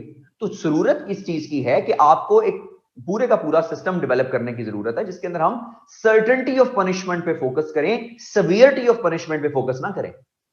Severity होनी चाहिए कुछ जो है वो चीजों के लिए, कुछ जुर्म ऐसे होते हैं जिनमें सवियर सजा की जरूरत होती है, लेकिन वो सवियर जो सजा होती है वो तब काम करेगी एज अ डिटरेंट जब सर्टेनिटी ऑफ पनिशमेंट भी होगी साथ, कि ये सर्टेन है कि आपको सजा मिलेगी मिलेगी। आप जितने मर्जी ताकतवर हैं, आप जितने मर्जी पावरफुल हैं, आपके पास जितना मर्जी पैसा है, आपको आपके जुर्म की सजा मिलेगी ही मिलेगी। ये ज्यादा बड़ा डिटरेंस है, ये ज्यादा बड़ा डिटरेंस है आपके पास एनडीएम मिलेगी। जी क्या जी, प्लीज आंसर क्या करना है जी मैंने? Is hanging in public capital punishment और is even simple hanging considered capital punishment? जी जी, कैपिटल पनिशमेंट का सजा ऐसे ही होता है भाई। कैपिटल पनिशमेंट का मतलब होता है मौत की सजा। वो आप टीका लगा के करो, अब फायरिंग स्क्वाड के सामने करो, हैंगिंग करो, जैसे मर्जी करो, कैपिटल पनिशमेंट को कैपिटल पनिशमेंट ही कहते हैं यार। वो उसकी तरीके फर्क हो सकते हैं, और वो जैसे मर्जी हो, वो आपके पास मौत की सजा को कैपिटल पनिशमेंट कहते हैं, वो जैसी भी मर्जी हो वो ऐसे ऐसे ही आता है आपके पास। सर बट ये तो इस्लामिक पनिशमेंट से क्लैश नहीं करेगा, लाइक रेप्स। इस्लामिक पनिशमेंट की जो हम बात करते हैं, देखिए मेरी बात सुनो, मैं आपको सीधी बात बताऊं, लॉजिक को अंडरस्टैंड करें। इस्लामिक पनिशमेंट्स जो हैं वो डिफरेंट हैं than the punishments that are imposed in Pakistan. आप चलें, आपकी इंफॉर्मेशन के लिए आपको बता देता हूं, Pakistan is the only country in the world जिसमें 27 crimes are punishable by death. कितने? 27 crimes are punishable by death. आप तो सिर्फ एक बात कर रहे हैं, 27 जुर्म है पाकिस्तान में जो पनिशेबल बाय डेथ है। मैं आपको दो जुर्म ऐसे बताता हूं, आप हैरान हो जाएंगे कि पाकिस्तान में ये भी पनिशेबल बाय डेथ। अगर आप रेलवे की जमीन पर कब्जा करते हैं ना तो आपको डेथ पेनल्टी है। रेलवे की जमीन पर कब्जा करें, डेथ पेनल्टी है आपको। आप हाईवे पे डकैती करें, डेथ पेनल्टी है आपको। लो जी, और बताएं। 27 crimes punishable by death in Pakistan. दुनिया में इतने किसी मुल्क में एग्जिस्ट नहीं करते, इतने पाकिस्तान में एग्जिस्ट करते हैं। क्या हमारे मुल्क के अंदर जनाब ये खत्म हो गई चीजें? क्या रेप्स नहीं होते? क्या जमीनों पे कब्जे नहीं होते? क्या डकैतियां नहीं होती? मसला कहां है? मसला ये है कि कन्विक्शन रेट बहुत थोड़ा है। कन्विक्शन रेट बहुत थोड़ा है रेप केसेस में। मैं आपको बात बता दूं, आप हिस्ट्री उठाकर देख लीजिए रेप केसेस की पाकिस्तान के अंदर 3% कन्विक्शन रेट है। 3%, 3% conviction rate of rapes in Pakistan. 100 crimes हो तो 3 को सजा मिलती है, 97 छुट जाते हैं। ये असल फसाद की जड़ ये है कि आपके मुल्क में जो प्रॉब्लम है सारी की सारी वो एग्जिस्ट करती है आपके पास ये सर्टेनिटी ऑफ पनिशमेंट के ऊपर। सवियरिटी तो है, सवियरिटी तो एग्जिस्ट करती है। रेप क्या आर्टिकल सेक्शन 376 कहता नहीं है कि अगर कोई बंदा रेप के अंदर इन्वॉल्व है उसको फांसी दे दो? कहता है, सजा मौजूद है पाकिस्तान में फांसी की। तो पर क्यों हो रही है सारा कुछ ये? इसलिए क्योंकि भाई 3% कन्विक्शन रेट है। यही कन्विक्शन रेट होता ना 80-85%, तो फिर पता चलता कि जनाब यहां पे क्या होता। जब 80-85% कन्विक्शन रेट होता फिर भी कोई जुर्म करता तो फिर आप कहते कि जनाब सरेआम लटका दो उसको, कि इतना बड़ा जुर्म इसने किया, इसको पता भी है कि जुर्म करोगे तो ये सजा मिलेगी। पिछले देखो 80 लोगों को टांग दिया हमने, फिर भी नहीं डरा ये बंदा, इसको तो अब सरेआम टांगो ताकि सबको पता चले। असल रौला आपके पास मुल्क में कन्विक्शन रेट का है। सजा तो ऑलरेडी मौजूद है। आपने क्या ज़ैनब मर्डर केस के अंदर सजा नहीं दिलवाई इमरान नाम के बंदे को? क्या 6, 7, 8 महीनों में आपने पूरा ट्रायल नहीं खत्म करवा दिया उसका? हमने प्रेशर दिलवा के 7, 8 महीनों में पूरा ट्रायल खत्म करवा दिया हमने उसका, फांसी उसको हो गई। क्या हमारे मुल्क में क्राइम खत्म हो गया? नहीं हुआ। बड़े लोग जनाब रौला डालते हैं कि अच्छा जी वो इंडिया के अंदर वो बस के अंदर एक बच्ची के साथ, लड़की के साथ जाती हुई थी तो उनके मुजरिमों को फांसी दी। आपको पता है 2011-12 का इंसिडेंट है, 2020 में जाके सजा हुई 8 साल के बाद। 8 साल के बाद सजा हुई उनको। उनका जुडिशियल सिस्टम इस किस्म का जुडिशियल सिस्टम है। 8 साल के बाद सजा हुई उनको। और पाकिस्तान के अंदर मैं ये नहीं कह रहा कि इसको सजा को खत्म कर दें, मैं कब कह रहा हूं सजा को नहीं होना चाहिए, सजा तो होनी, ये सवियर जुर्म है, इसकी सवियर सजा होनी चाहिए। लेकिन मैं कह रहा हूं कि सजा सवीर होने का कोई फायदा ही नहीं है कि जब आपके पास कन्विक्शन रेट ही बहुत थोड़ा है। आपके पास कन्विक्शन रेट भी उतना होना चाहिए, फिर आपकी सजा जो है वो डिटरेंस में बदलती है, डिटरेंस में क्रिएट होती है। जब आपके पास कन्विक्शन, आपको ये सर्टेनिटी हो कि भाईजान मैं जुर्म करूंगा तो मैं पकड़ा जाऊंगा, मुझे सजा होगी, मैं पैसा लगा लूं, मैं जज खरीद लूं, मैं जनाब सिफारिश करवा लूं, जो मर्जी कर लूं, मुझे सजा मिलेगी। ये ज्यादा बड़ा डिटरेंस होता है सिस्टम के अंदर। आपको पता है कि जनाब मैं पैसा लगाऊंगा, मैं सिफारिश कराऊंगा, मैं जनाब ये कर लूं, मैं जज ही खरीद लूंगा, राइट। कुछ लोग होते हैं ना, वो वकील खरीदते हैं, कुछ जज ही खरीद लेते हैं, तो मैं छुट जाऊंगा यहां से। आप देख लीजिए जो है वो उधर बलूचिस्तान के अंदर वो जो एमपीए एमएनए साहब थे, उन्होंने जनाब वो ट्रैफिक पुलिस वाले को उड़ाकर मार दिया उसको।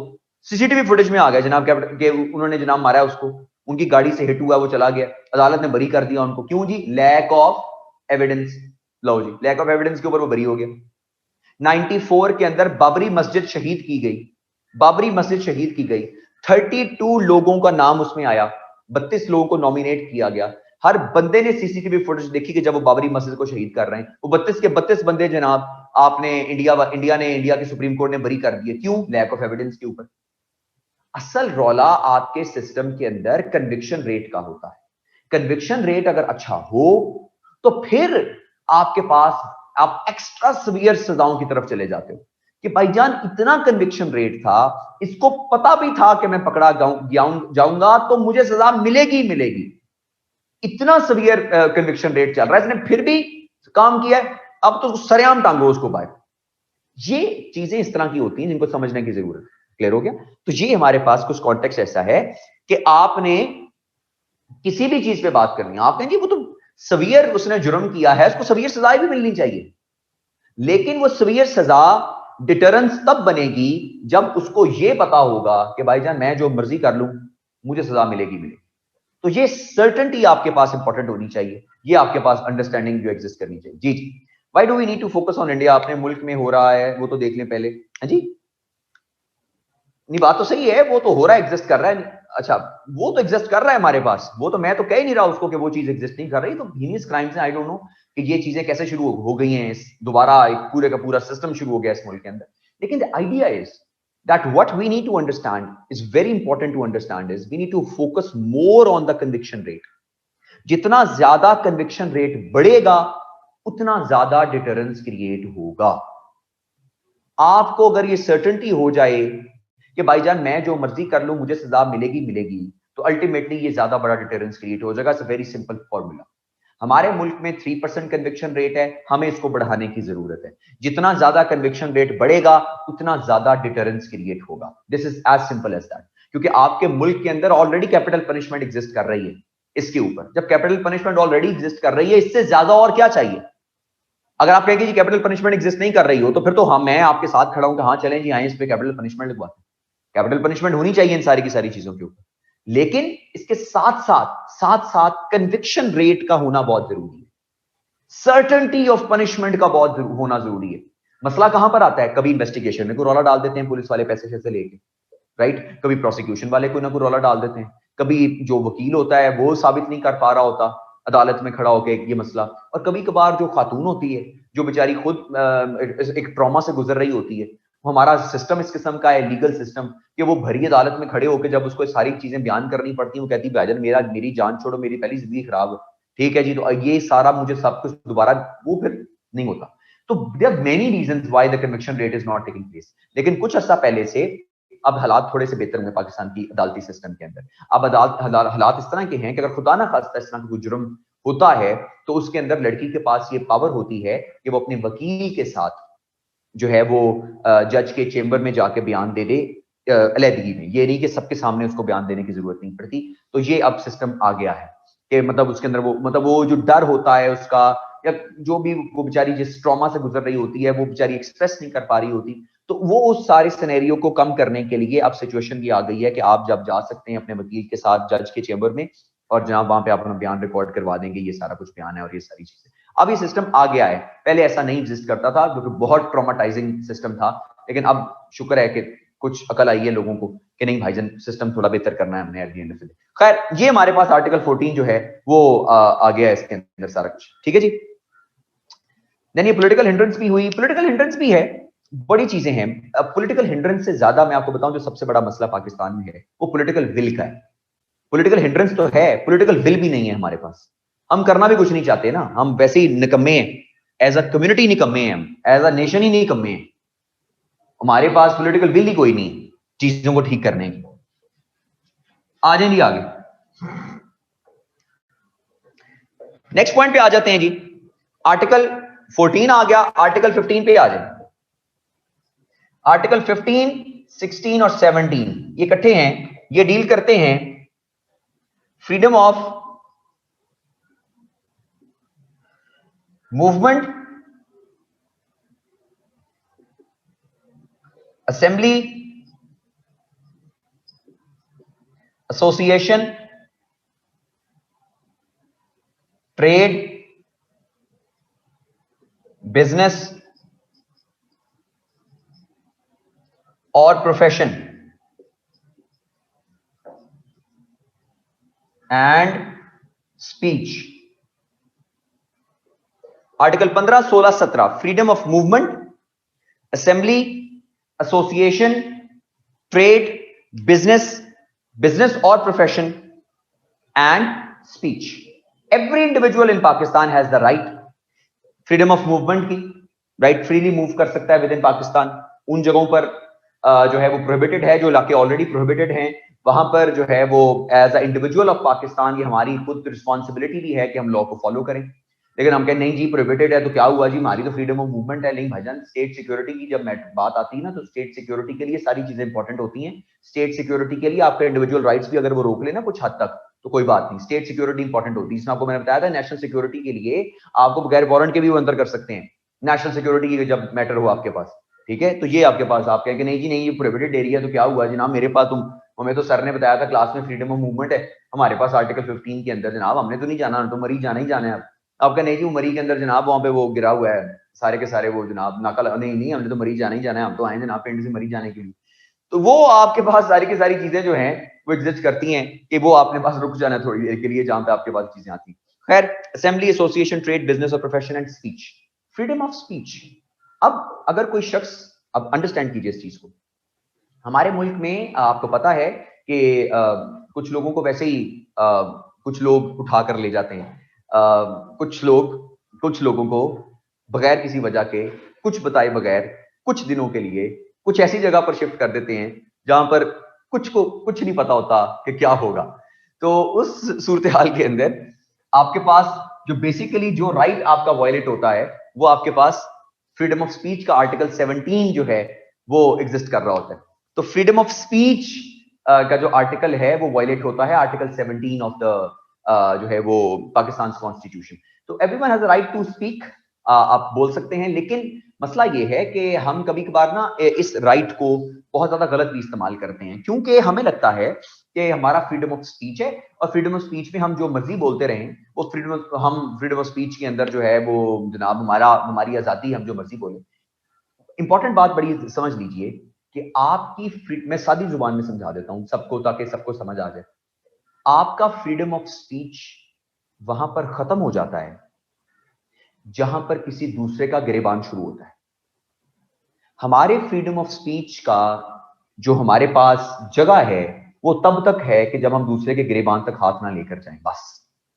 क्योंकि हमारी फ्रीडम ऑफ स्पीच किसी भी वक्त में हेट स्पीच में तब्दील हो जाती है और हम हेट स्पीच को भी फ्रीडम ऑफ स्पीच के नाम के ऊपर लेके आ रहे होते हैं कि नहीं ये तो फ्रीडम ऑफ स्पीच है हमारी, मैं तो जो मर्जी बोलूं। हेट स्पीच और फ्रीडम ऑफ स्पीच में फर्क होता है। आप इतनी फ्रीडम ऑफ स्पीच में एक्सेसिव नहीं जा सकते कि आप हेट स्पीच की तरफ मूव करना शुरू कर दें। ये बड़ी इंपॉर्टेंट चीज है अंडरस्टैंड करने की कि आपने हेट स्पीच की तरफ मूव नहीं करना, आपने फ्रीडम ऑफ स्पीच की तरफ जो है मूव करना है और फ्रीडम ऑफ स्पीच पे बात करनी है। हेट स्पीच की तरफ आपने जो है मूव नहीं करना eight the end of the day. Article 15, 16, 17 जो है वो फ्रीडम ऑफ स्पीच को जो डील किया करते थे और उसके अलावा फ्रीडम ऑफ मूवमेंट को। नेक्स्ट पॉइंट पर चलते हैं जी, जल्दी जल्दी इनको डील करते हैं जी। अब आगे जरा इंपॉर्टेंट आर्टिकल्स आगे आ रहे हैं, ये जरा ना आपने मेमोराइज कर लेने हैं, बड़े इंपॉर्टेंट आर्टिकल्स हैं अंडरस्टैंड करने के लिए। अब हमारे हैं आर्टिकल 18 के ऊपर। 15, 16, 17 है और 18 बीसी के अंदर आता है। हाँ जी, 18 बीसी में आता है। फ्रीडम ऑफ जो आपके पास ट्रेड एंड बिजनेस है वो 18 के अंदर आपके पास आता है। 15, 16, 17, 18। अब आते हैं आर्टिकल 19 के ऊपर। आर्टिकल 19 के ऊपर हमारे पास आता है right of 19A, sorry, right of information.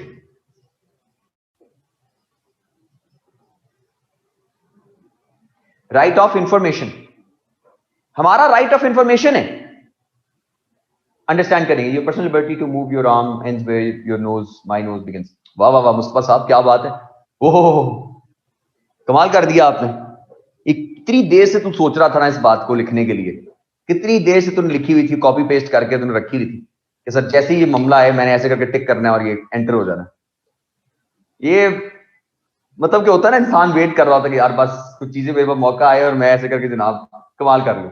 ठीक है, अच्छा बात हम करें थे राइट टू इन्फॉर्मेशन के ऊपर। खैर वापस आए तो राइट ऑफ इंफॉर्मेशन के ऊपर हम आ रहे हैं। आर्टिकल 19A याद कीजिए, हमने जब वो पढ़ा था हमारे पास जो इलेक्शन कमीशन के लॉज के ऊपर हमने बात की थी, रिफॉर्म्स के ऊपर। हमने कहा था कि article 19A of the constitution of Pakistan exist करता है जो राइट टू इंफॉर्मेशन की बात करता है। राइट टू इंफॉर्मेशन का मतलब ये है कि every information that is public, every public information that basically affects you directly or indirectly, it is your right to know about that thing, or it is your right to be given information about that thing, right? Any public information that affects you directly or indirectly, it is your right to be given information about that जो है वो news. ये आपके पास right to information है। अगर कोई for example, late me give example, आप पे कोई टैक्स लग जाता है, जो टैक्स आप पर लगाया गया है वो डायरेक्टली आपको इफेक्ट कर रहा है, तो it is your right to information कि आप जो है उस टैक्स के ऊपर जो है वो उसके बारे में आपको इंफॉर्मेशन दी जाए कि why the tax has been imposed on you at the end of the day. So this is your right of information, article 19A of the constitution of Pakistan. अब चलते हैं नेक्स्ट पॉइंट के ऊपर, आर्टिकल 20। अब ये कुछ एक दो आर्टिकल्स हैं जो बड़े इंपॉर्टेंट आर्टिकल्स हैं, इनको आपने समझना है और जहन में रखना है आपने। इंक्लूड मिलिट्री बजट डिटेल्स, जी, include military budget details, every public information, public, every public information, आपका राइट है कि आपको उसके बारे में इंफॉर्मेशन दी जाए, राइट? और मिलिट्री बजट के बारे में इंफॉर्मेशन सबके पास होती है। अगर हम वो डेटाबेस जरा खोल कर देखें ना, जो हमारे पास बजट के अंदर आता है, मिलिट्री को आगे कितने पैसे जाएंगे, राइट, कितने पैसे उनके पास जा रहे हैं, सबको पता होता है। लेकिन उसके आगे, उससे आगे कैसे डिस्ट्रीब्यूट हो रहे हैं ये उनका स्टेट, उनका काम है, तो उसको आगे नहीं बताया जाता, वो उनका अपना काम है। यानी उनके पास पैसा 100 रुपए चला गया जी उनके पास, अब ये 100 रुपए में से आर्मर्ड कोड में कितना जाएगा, इसके अंदर से जनाब फ्लां के अंदर डिफेंस में कितना जाएगा, इसके अंदर आपके पास इन्फेंट्री में कितना जाएगा, ये आगे उसका काम। तो वो उनका काम है, वो पब्लिक इंफॉर्मेशन नहीं है, वो फौज के पास पैसा चला गया। ये पब्लिक इंफॉर्मेशन ये है कि इनको हमने कितना पैसा दिया, ये आगे किसने कितना लगाया। भाई फॉर एग्जाम्पल आपको तनख्वाह मिलती है 1 लाख रुपया महीने की, राइट? अब 1 लाख रुपए महीने की तनख्वाह हो, ये पब्लिक इंफॉर्मेशन, आपको तनख्वाह मिल गई। अब आगे आप उसको 1000 रुपया जनाब किधर लगाएं, 2000 किधर लगाएं, 500 किधर लगाएं, 600 किधर लगाएं, ये आपका प्रॉफिट है। इतनी इंफॉर्मेशन जो है फिर वो आपके पास, वो फिर आपकी राइट टू प्राइवेसी के अंदर आ जाती है। सिचुएशन इस तरह की, फिर वो पब्लिक इंफॉर्मेशन ही रह जाती, वो इंडिविजुअल इंफॉर्मेशन होती है और वो आपकी जाती इंफॉर्मेशन होती है। तो पब्लिक जो इंफॉर्मेशन है कि इसके अंदर किसको कितना बजट दिया जा रहा है, वो पब्लिक इंफॉर्मेशन के अंदर आती है और ये आपका राइट है कि आपको उसके बारे में बताया जाए, पब्लिक इंफॉर्मेशन के बारे में। लेकिन वो पब्लिक इंफॉर्मेशन अगर आपसे छुपाई जाएगी तो आप आर्टिकल 19A वायलेट कर रहे हैं। वो आपका ये राइट है कि आपको पब्लिक इंफॉर्मेशन के बारे में बताया जाए, जितनी भी चीजें सारी के पास एग्जिस्ट कर। क्लियर हो गया जी? आर्टिकल 21, अच्छा सॉरी, आर्टिकल 20 को हम डील कर रहे थे। Freedom to profess, freedom to profess religion and manage religious institutions.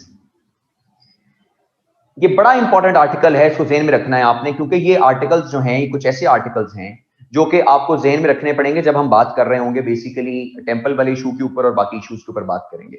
Article 20, freedom to profess religion. Profess का मतलब क्या होता है, कुछ लोग समझते हैं प्रोफेस का मतलब होता है प्रैक्टिस करना, हाँ प्रैक्टिस करना भी आता है, लेकिन असल जो मतलब आता है लीगल टर्म्स में, वो प्रोफेस का मतलब होता है कि you have the right to show your inclination towards something, you know, you have a right to show your inclination, your tilt towards something. वो आपके पास आ जाता है right to profess के अंदर, कि आपके पास profess उसके अंदर, preach नहीं है, preach is not under profess, profess में preach नहीं आता, profess is that you can practice legal terms में, and profess is that you can show your inclination, you can show your tilt towards a specific जो situation है उसको profess करते हैं। तो फ्रीडम टू प्रोफेस रिलीजन, कि आपके पास राइट है कि आप अपना रिलीजन प्रैक्टिस कर सकते हो और आप अपने टिल्ट शो कर सकते हो अपने रिलीजन की तरफ, आप टिल्ट शो कर सकते हो, अपना इंक्लिनेशन शो कर सकते हो अपने रिलीजन की तरफ।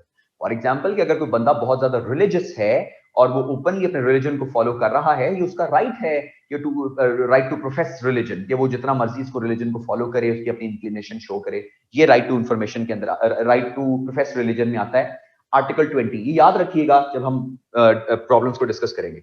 एक बड़ा इंपॉर्टेंट आर्टिकल जो आपने याद रखना है वो आर्टिकल 21 है, जो कहता है safe guard from taxation, safeguard from taxation for purposes of any particular religion,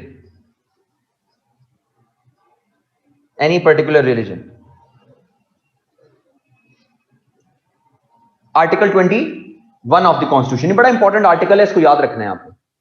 safeguard from taxation for purposes of any particular religion.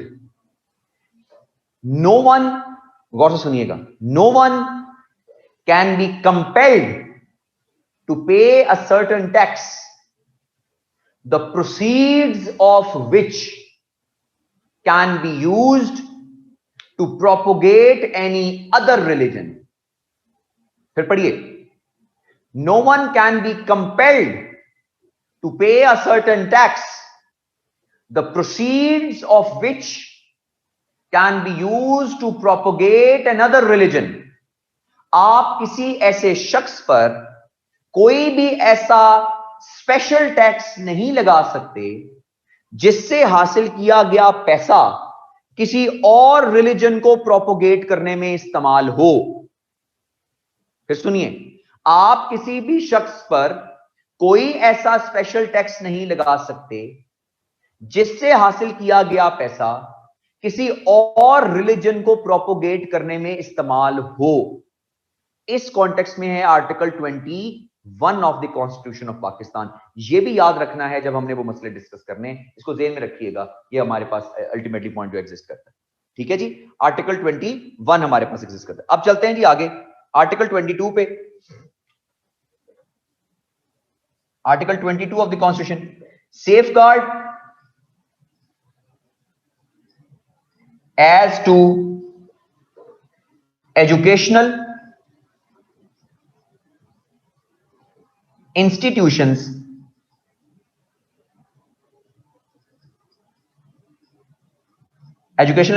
in respect of religion,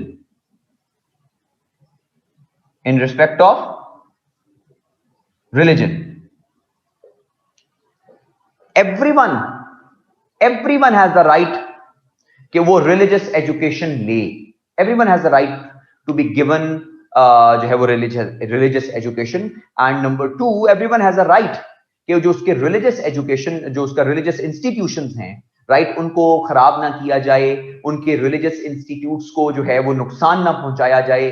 और ये स्टेट का काम है, ये स्टेट का काम है कि उन्होंने प्रोटेक्ट करना है उनका रिलीजियस इंस्टीट्यूट। जो रिलीजियस इंस्टीट्यूट एग्जिस्ट करता है किसी भी रिलीजन में, ये स्टेट का काम है उसको प्रोटेक्ट करना। और फिर दूसरी बात, ये एवरी इंडिविजुअल का राइट है कि उसको जो है रिलीजियस एजुकेशन जो प्रोवाइड की जाए। मतलब आप किसी इंडिविजुअल को रोक नहीं सकते अपने रिलीजन की जो है वो एजुकेशन लेने से, that you know you can not have your own religion education, no, you can not stop that individual. ये उसका राइट है कि उसको जो है वो अपनी जो एजुकेशन है अपने रिलीजन की, वो उसको लेने से कोई जो अल्टीमेटली नहीं रोक सकता। ठीक हो गया? ये हमारे पास अल्टीमेटली एग्जिस्ट करता है, article 22 of the constitution exist करता है। अब आ जाते हैं नेक्स्ट पॉइंट के ऊपर, आर्टिकल 23 पे।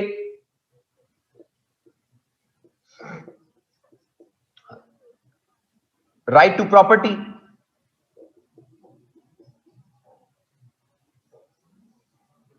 राइट टू प्रॉपर्टी, आपके पास राइट है कि आप जो है वो प्रॉपर्टी जो है अल्टीमेटली आपके पास आनी चाहिए जी। What does Article 22 say? What is unclear? Article 22 कहता है safeguard as to religious institutions in respect of religion. Says safeguard as to educational institutes in respect of religion. Right to property है Article 23 में, own property आप कर सकते हो उसको, और इसके अलावा own भी कर सकते हो, और फिर आप उसके पास Article 24 डील करता है protection of property,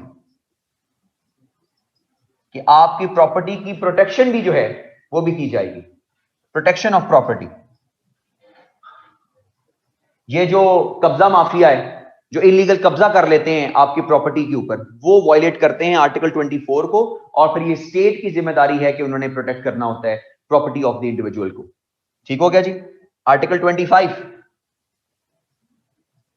equality of citizens. Equality of citizens, ये बड़ा इंपॉर्टेंट पॉइंट है इक्वालिटी ऑफ सिटीजन्स का, that every individual will be जो है वो dealt equally, everyone will be equal in the eyes of the law, everyone will be given equal rights. आप किसी को इक्वल या अनइक्वल जो है वो ट्रीट नहीं कर सकते इन रिस्पेक्ट ऑफ एनीथिंग, मतलब किसी भी मामले के अंदर जो है वो अनइक्वल तो आप उसको डील नहीं कर सकते at the end of the day. अब let me give you an example, unequal की बात कर रहा हूं मैं, right to equality of citizens, that everyone is equal in the eyes of the law. For example, Pakistan के अंदर जो है दो बड़े मशहूर पाकिस्तान के जजेस गुजरे हैं। एक का नाम है justice AR Cornelius, justice Alvin Robert Cornelius, Pakistan के जो है वो चीफ जस्टिस गुजरे, ही वाज अ क्रिश्चियन। इसके अलावा पाकिस्तान के एक और बड़े मशहूर चीफ जस्टिस गुजरे जिनका नाम था justice Rana Bhagwan Das, he was a Hindu थे, और लेकिन चीफ जस्टिस ऑफ पाकिस्तान बने। उसके अलावा हमारे मुल्क के बड़े मशहूर पायलट 1965 की वॉर के अंदर उन्होंने बहुत ज्यादा जो है वो कमाल दिखाए 1965 वॉर में, सीसल चौधरी, उनको सितारे इम्तियाज भी दिया गया, हिलाले इम्तियाज भी दिया गया, क्योंकि इक्वालिटी ऑफ सिटीजन्स की बात की जाती है कि इक्वालिटी है तमाम सिटीजन्स के अंदर as far as Pakistan is concerned. कुछ एग्जांपल्स अच्छी भी एग्जिस्ट करती हैं इस मुल्क के अंदर, सब कुछ बुरा ही नहीं है, कुछ अच्छी एग्जांपल्स भी एग्जिस्ट करती हैं। एक और एग्जांपल मैं आपको बता देता हूं कि हमेशा से ये राइट रहा है, लॉ ये कहता है जब कस्टडी ऑफ चाइल्ड की बात आती है, गौर से सुनिएगा, कस्टडी ऑफ चाइल्ड की बात आती है, लॉ कहता है कि औरत का पहला हक है, यानी मां का पहला हक है कस्टडी ऑफ चाइल्ड, यानी बच्चे की जो कस्टडी है वो सबसे पहला हक किसका है? मां का हक है पहला।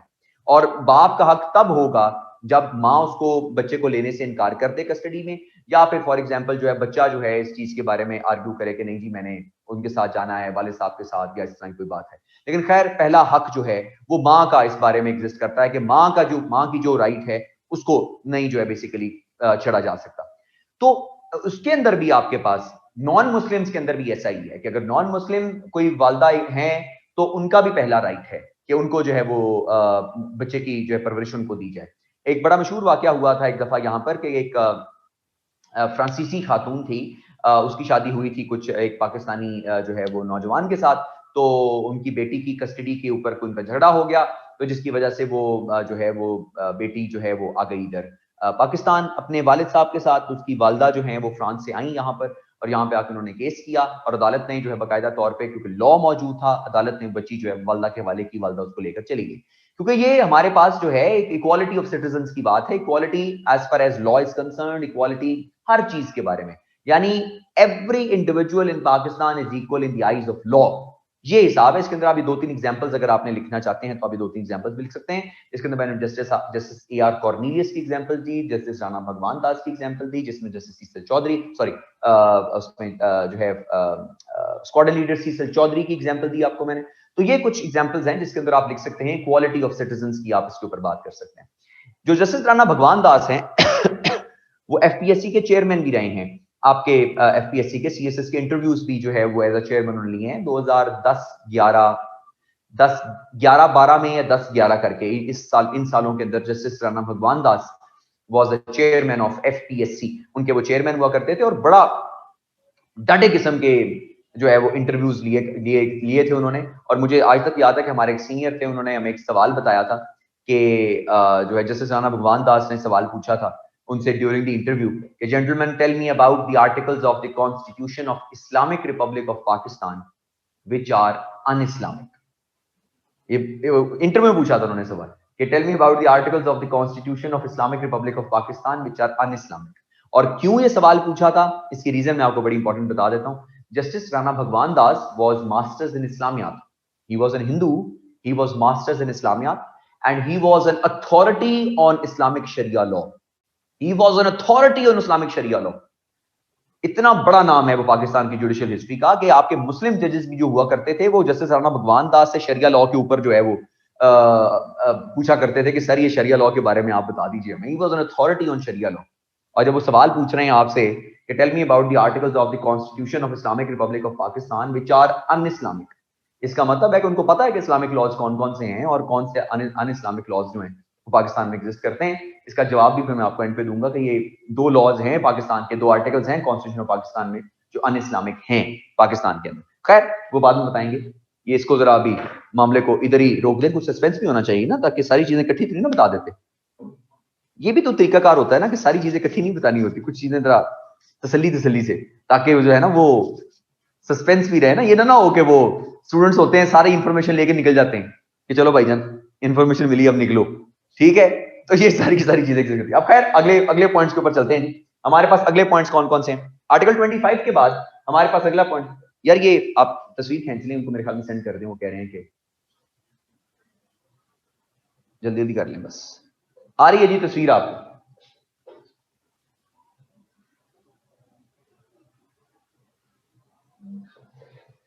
नहीं जी, आर्टिकल 25A पे बात कर रहे हैं। Article 25A is right to education. Article 25A is right to education, right to education. आपके मुल्क के बच्चे 5 साल से लेकर 16 साल तक के बच्चे जो हैं गवर्नमेंट स्कूल्स के अंदर उनकी तालीम फ्री है according to this article. Article 25A says that the children of Pakistan from the age 5 to 16 will be provided free education in the government schools. जो गवर्नमेंट स्कूल्स हैं उनमें फ्री एजुकेशन जो है वो प्रोवाइड की जाएगी। ये आर्टिकल जो 25A of the constitution of Pakistan के अंदर लिखा हुआ है, from the age of 5 to 16 years of age shall be provided free and compulsory education, free and compulsory education to the citizens of Pakistan. इसके बाद आ जाइए आर्टिकल जो है वो 26, non discrimination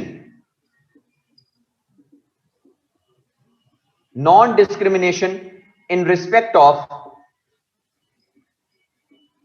respect of access to public places. Non discrimination in respect of access to public places, कि आपके पास हर इंडिविजुअल के पास जो पब्लिक प्लेसेस हैं, irrespective of their religion, irrespective of their जो है वो caste, irrespective of their creed, कुछ भी आपके पास चीजें एग्जिस्ट करती हैं, आपको irrespective of that you have public access to that place. जो पब्लिक एक्सेस है, you have the access, you have the right to be given access, non discriminatory access to the जो आपके पास public places जो आपके पास exist करती हैं, without your irrespective of your religion, irrespective of your जो आपके पास gender और ये सारी की सारी चीजें जो public places हैं आपके पास वो आपको मिलनी चाहिए। Article 27 ji, safeguard against discrimination, safeguard against discrimination in services, safeguard against discrimination in services. ठीक है जी, ये आपके पास जो सर्विसेज हैं आपके पास, फॉर एग्जांपल, या जो आपके पास मिलिट्री की बात कर लें, आपके पास डॉक्टर्स की बात कर लें, आपके पास पैरामेडिकल स्टाफ, या जो भी आपके पास चीजें एग्जिस्ट करती हैं, इसके अंदर इररिस्पेक्टिव ऑफ योर रिलीजन आपके पास नॉन डिस्क्रिमिनेटरी जो है आपके पास होगा उसमें राइट, उन सर्विसेज के अंदर कि आपको जनाब उसमें नौकरी मिलेगी, या जो भी आपने सर्विसेज आपने उसके अंदर आपने उसमें हिस्सा बनना है, you can be given the right कि आपको उसके अंदर irrespective of your religion, irrespective of your जो आपके पास जो जेंडर एग्जिस्ट करता है उसके ऊपर आपको जो है सर्विसेज प्रोवाइड की जाएंगी eight the end of the day. Article 28 ये बड़ा इंपॉर्टेंट आर्टिकल है, इसको याद भी कर लीजिएगा, बड़ा इंपॉर्टेंट आर्टिकल, आखिरी आर्टिकल है डील करने के लिए, और वो आर्टिकल है आपके पास article 28 of the constitution of Pakistan, जो डील करता है आपके पास प्रिजर्वेशन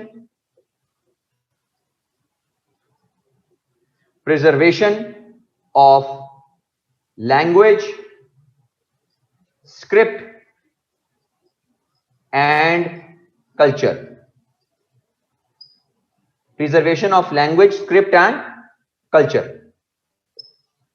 जो आपकी कोई डिस्टिंक्ट लैंग्वेज है, किसी को अगर आप वो आपके पास कोई ऐसा स्क्रिप्ट है, कोई ऐसी आर्काइव्स हैं, कोई ऐसा जो फॉर एग्जांपल कोई कल्चर है जो डिस्टिंक्ट है, पुराना है, तो इट इज द राइट कि उसको प्रोटेक्ट किया जाए, उसको खराब नहीं किया जाएगा। फॉर एग्जांपल आप देख लीजिए कैलाश वैली जो है, वो कैलाश वैली के अंदर लोगों का अपना स्पेसिफिक कल्चर है, तो आप उस कल्चर को छेड़ नहीं सकते, उस कल्चर को खराब नहीं कर सकते, उस कल्चर को ये नहीं कह सकते कि नहीं जी आप कल्चर हमारे कल्चर से मुतसादिम है, इसके खिलाफ है, कॉन्ट्राडिक्टरी है, तो आप खत्म कर दीजिए, ऐसा नहीं। दूसरा, उसके अलावा लैंग्वेज, अगर कोई पुरानी कोई लैंग्वेज है, कोई स्क्रिप्ट है कोई पुराना, यानी कि कोई फॉर एग्जांपल कोई ऐसा रिलीजन यहाँ पर फॉलो हो रहा है जिनके पास कोई ओल्ड टेस्टामेंट मौजूद है, कोई उससे पुराना कोई स्क्रिप्ट मौजूद है, उसको आप खराब नहीं कर सकते। इसके अलावा आपको याद होगा कि कुछ अर्सा पहले टेक्सला के करीब जो है वो एक बुद्धा का मुजस्मा जो है वो मिला था, जो है वो काफी पुराना बुद्धा का मुजस्मा मिला था, लोगों ने वो तोड़ दिया था वो बुद्धा का मुजस्मा। वो बेसिकली आर्टिकल 28 की वायलेशन थी, क्योंकि ये आर्काइव्स जो आपके हैं, बड़े पुराने आर्काइव्स जो एग्जिस्ट करते हैं, उनकी भी प्रोटेक्शन का काम करता है ये, तो वो उनको आप खराब नहीं कर सकते, तोड़ नहीं सकते, एंड दिस इज योर जो है वो राइट कि उनको खराब ना किया जाए। और आर्टिकल 36 है, that also says that the rights of minorities shall be provided in Pakistan. Rights of minorities लिख लीजिए, ये मैं डिक्टेट कर देता हूं आपको, आर्टिकल 36 इसको पढ़ लीजिए कि राइट्स ऑफ माइनॉरिटीज कौन से एग्जिस्ट करते हैं आपके पास, कैसे लिखता जाता है, लिखें जरा। Article 36 of the constitution of Pakistan लिखिए, the state shall safeguard the legitimate rights and interests of minorities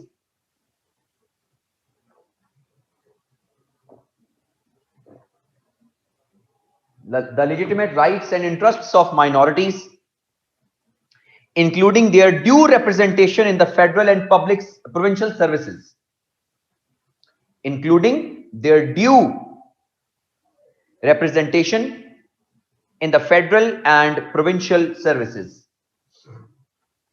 federal and provincial services।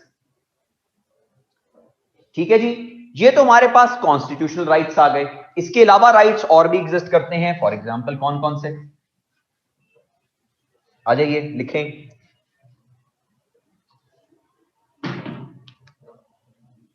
10 seats जो हैं वो आपके पास नेशनल असेंबली के अंदर मखसूस हैं, 10 सीट्स नेशनल असेंबली के अंदर मखसूस हैं जी आपकी, 4 सीट्स सेनेट में हैं जी, 10 सीट्स नेशनल असेंबली में हैं, 4 सीट्स सेनेट में हैं। इसके अलावा armed forces, doctors, FPSC and PPSC, specific quota for minorities. Armed forces के अंदर आपके पास या डॉक्टर्स के जो आपके पास सॉरी आर्म्ड फोर्सेस में डॉक्टर्स के प्रोफेशंस के अंदर आपके पास जितने पैरामेडिकल स्टाफ, ये जितने भी आपके पास ये इदारे एग्जिस्ट करते हैं, इसके अंदर आपके पास स्पेसिफिक कोटास एग्जिस्ट करते हैं। फॉर एग्जांपल मिलिट्री में स्पेसिफिक कोटा एग्जिस्ट करता है, आपके पास इवन के एयरफोर्स में स्पेसिफिक कोटा एग्जिस्ट करता है, नेवी में स्पेसिफिक कोटा एग्जिस्ट करता है, आपके पास रेंजर्स में एग्जिस्ट करता है, नेवीज में एग्जिस्ट करता है, जितने भी आपके पास ये चीजें हैं, पुलिस में एग्जिस्ट करता है आपके पास specific quota for minorities. Doctors के लिए आपके पास सीट्स जो है वो मौजूद हैं स्पेसिफिक आपके पास। पीपीएससी के लिए आपके पास जितनी भी जॉब्स आती हैं, एफपीएससी की जॉब, सीएसएस की, पीएमएस की, ये सारी की सारी जॉब्स के लिए आपके पास स्पेसिफिक कोटा जो है माइनॉरिटीज के लिए ये मखसूस है। इसको स्पेसिफिक कोटा जो है स्पेसिफिकली दिया जाता है माइनॉरिटीज को। क्लियर हो गया जी? ये हमारे पास कुछ राइट्स एग्जिस्ट करते हैं, सीएसएस पीएमएस कोटा का ये सारा हिसाब किताब एग्जिस्ट करते हैं। इसके अलावा जी अब मैं आपको बताने लगा हूं तीन वो राइट्स जो कि सिर्फ और सिर्फ पाकिस्तान के अंदर एग्जिस्ट करते हैं और वो किसी और जगह के ऊपर वो तीन राइट्स एग्जिस्ट नहीं करते इकट्ठे किसी और मुल्क में। No other country in the world has these three specific rights together present in their country. Number one, Hindu marriage act 2017। Number two, Sikh marriage act 2017। दो है जी, एक आपके पास हिंदू मैरिज एक्ट है और दूसरा आपके पास सिख मैरिज एक्ट है 2017 का, जिसको जो है वो बेसिकली जो है वो आनंद कराज एक्ट भी कहा जाता है। सिख मैरिज एक्ट भी कहा जाता है, आनंद कराज मैरिज एक्ट भी कहा जाता है। लिख लीजिए नाम इसका, आनंद कराज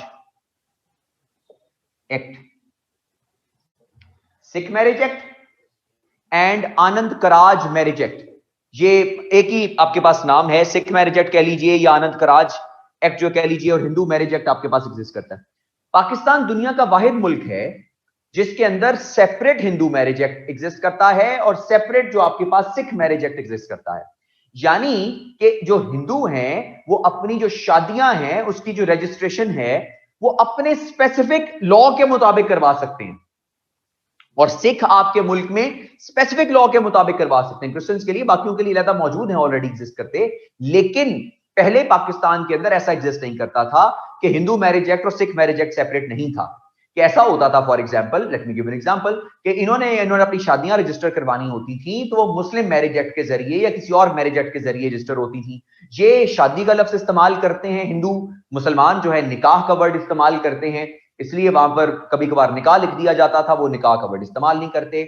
ये निकाह ख्वां का वर्ड इस्तेमाल करते हैं, हम मुसलमान जो है वो पंडित का वर्ड इस्तेमाल करते हैं, वो उस सारे के सारे तो फिर पंडित की जगह निकाह ख्वां कर दिया जाता था। तो इसलिए बड़ा प्रॉब्लम होता था उनके लिए, क्योंकि जब ये मैरिज एक्ट्स जो होते थे या मैरिज सर्टिफिकेट्स इन्होंने किसी एम्बेसी में जमा करवाने होते थे या किसी और जगह पे जमा करवाने होते थे, तो उनके लिए प्रॉब्लम फेस होती थी। पहली बात, इनकी शादियां रजिस्टर ही नहीं होती थी। शादियां रजिस्टर ही नहीं होंगी, आपको मैरिज सर्टिफिकेट इशू नहीं होगा। आपने किसी जगह पे अप्लाई करना है, कहीं जाना है, तो आप ये शो ही नहीं कर सकते कि जनाब आप मियां बीवी हैं, क्योंकि आपके पास रजिस्ट्रेशन ही कोई नहीं है। तो उसके लिए फिर स्पेसिफिक मैरिज एक्ट जो है अलहदा बनाया गया, हिंदू मैरिज एक्ट। मतलब अंदाजा लगा लीजिए कि इंडिया के अंदर भी हिंदू मैरिज एक्ट और सिख मैरिज एक्ट सेपरेट नहीं है। इंडिया के अंदर भी जो सिख हैं वो हिंदू मैरिज एक्ट के तहत ही जो है आपका जो है वो शादियां रजिस्टर करवाते हैं, और सिख मैरिज एक्ट जो है वो सेपरेट कर दिया पाकिस्तान ने। Pakistan is the only country in the world जहां पर separate Sikh marriage act exist करता है from the Hindu marriage act. वो सेपरेट अपनी शादी रजिस्टर करवा सकते हैं, वो वैसे करवा सकते हैं, और उसके लिए उनके लिए आसान हो गया कि वो उनकी रजिस्ट्रेशन भी उनके मुताबिक होगी, उनका लॉ भी अपना हो गया, वो सर्टिफिकेट भी अपना जमा करवा सकते हैं। तीसरी चीज जो थर्ड लॉ एग्जिस्ट करता है वो Pakistan Christian post. Pakistan Christian post ये अखबार है जो है, ये डेली अखबार है, डेली न्यूज़पेपर है, जो कि क्रिश्चियन न्यूज़पेपर है। इसका तमाम का तमाम एडिटोरियल स्टाफ भी क्रिश्चियन है। इसके तमाम के तमाम जो न्यूज के रिपोर्टर्स हैं वो सारे के सारे क्रिश्चियंस हैं। ये अपने राइट्स के बारे में, क्रिश्चियंस के जो राइट्स हैं वो यहां पर पब्लिश किए जा सकते हैं। ये डेली का अखबार है जो पूरे पाकिस्तान के अंदर छपता है, और ये दुनिया के अंदर कोई ऐसा अखबार एग्जिस्ट नहीं करता जो कि स्पेसिफिकली जो है वो एग्जिस्ट कर रहा हो एक स्पेसिफिक कम्युनिटी के लिए, जो और उसके साथ साथ ये दो राइट्स भी एग्जिस्ट कर रहे हो। Pakistan is the only country in the world there where it is a separate Hindu marriage act, a separate Sikh marriage act, and a separate जो है Pakistan Christian Post, a newspaper that is a daily newspaper that is present in Pakistan, जो रोजाना की basis के ऊपर publish होता है पूरे पाकिस्तान में, इस्लामाबाद, लाहौर, बड़े शहरों से पब्लिश होता है। और जनाब इनके जो एडिटोरियल स्टाफ है वो भी सारे का सारा क्रिश्चियन है। इनके रिपोर्टर्स ये अपने राइट्स के बारे में उसमें एडिटोरियल्स लिखते हैं। इनका डेली न्यूज़पेपर है, इसलिए ऐवान तक इनकी बात जो है पहुंचती है। ये सारे के सारे राइट्स भी जो एग्जिस्ट करते हैं सारे सिनेरियो के अंदर। So Pakistan is the only country in the world जहां पर ये तीनों राइट्स जो हैं वो सेपरेटली जो आपके पास न्यूज़पेपर जो है वो एग्जिस्ट करते हैं। जी नहीं, एज अ कॉन्स्टिट्यूशनल राइट नहीं है ये, वैसे ही राइट आपके पास एग्जिस्ट करता है, वैसे ही राइट आपके पास एग्जिस्ट करता है। ये कि उनका एक सेपरेट अखबार है जो उनको परमिशन मिली हुई है, वो सेपरेट अखबार जो है वो छापते हैं, और कोई राइट उनके पास एग्जिस्ट नहीं करता।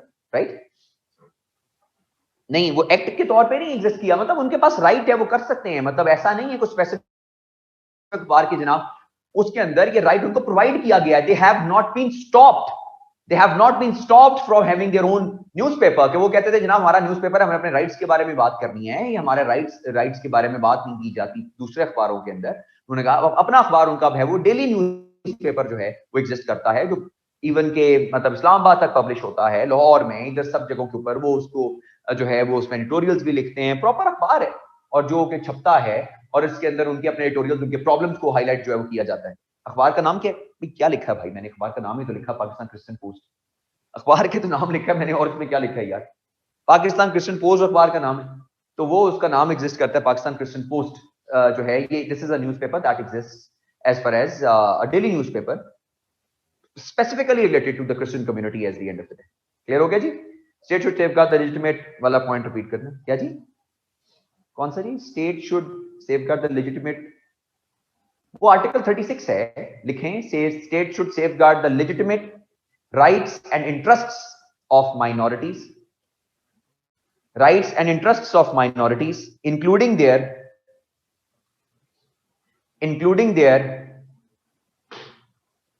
due representation in the federal and provincial services, including their due representation in the federal and provincial services।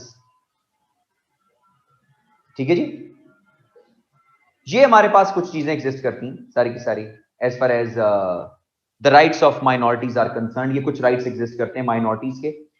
इनके सॉल्यूशंस हमारे पास क्या हैं वो इंशाल्लाह कल की क्लास में डिस्कस करेंगे, स्टार्ट करेंगे उसको। लेकिन वो दो पॉइंट्स भी मैं आपको बता देता हूं क्योंकि क्लास का टाइम जो है वो खत्म हो गया।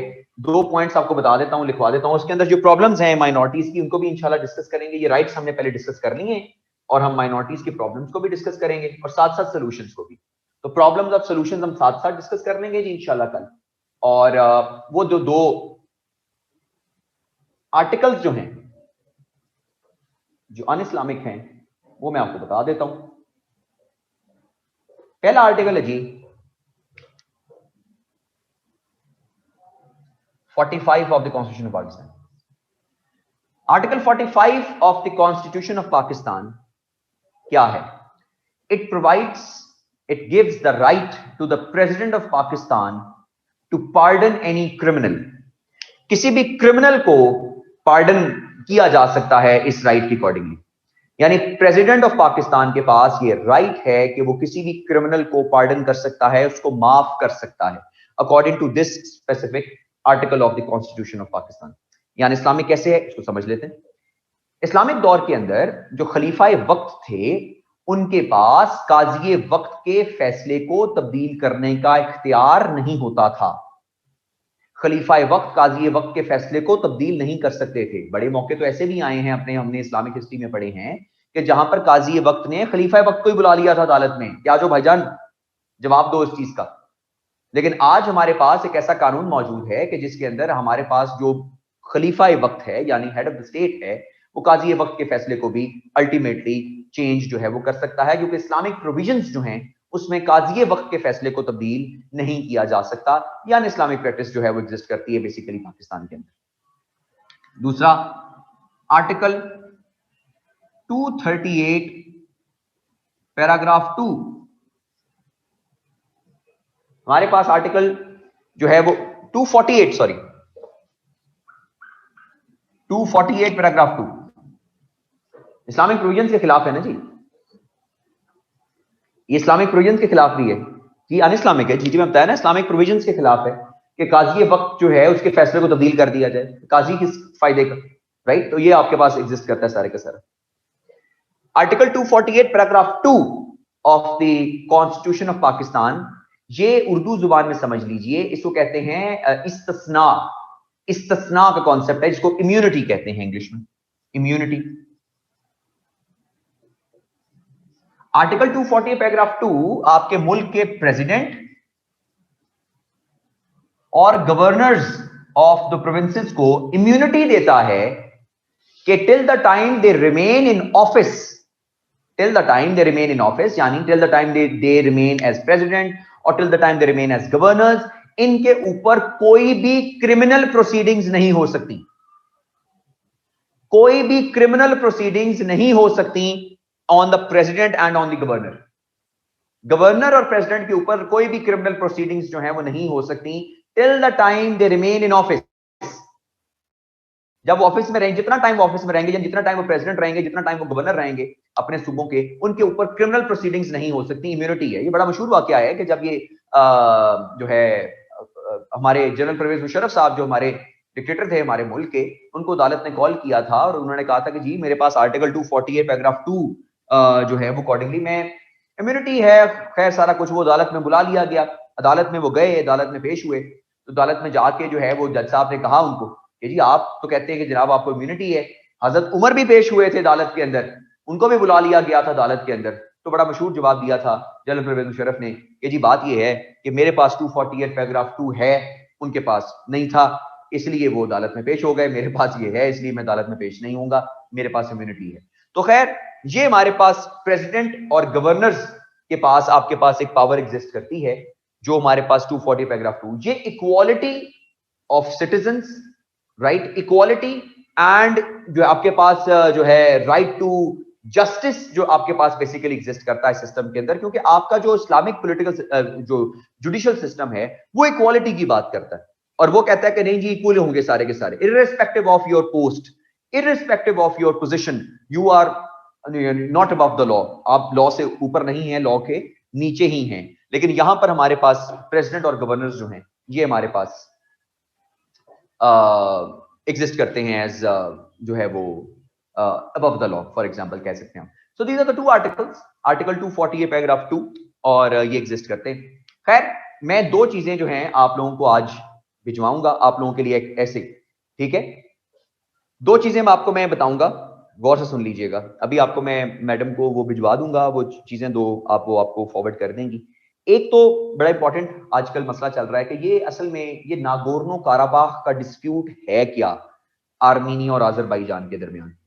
तो what is the dispute between these two countries, तो उसके ऊपर जो है कुछ चीज लिखी हुई है, तो वो मैं आपको भेजूंगा, तो वो आप पढ़ लीजिएगा। उसमें से कुछ चीजें मैंने उसमें लिखी हैं ताकि तरह स्टूडेंट्स को समझ आ जाए। सादी जुबान है, इतनी ज्यादा मुश्किल जुबान नहीं है, तो आपको समझ आ जाएगी कि वो असल डिस्प्यूट है क्या between Pakistan, between sorry Armenia और अजरबैजान। नागोर्नो काराबाख का डिस्प्यूट है जी ये, और हम ऑब्वियसली इसराइल के साथ साथ हम आर्मीनिया को भी रिकॉग्नाइज नहीं करते।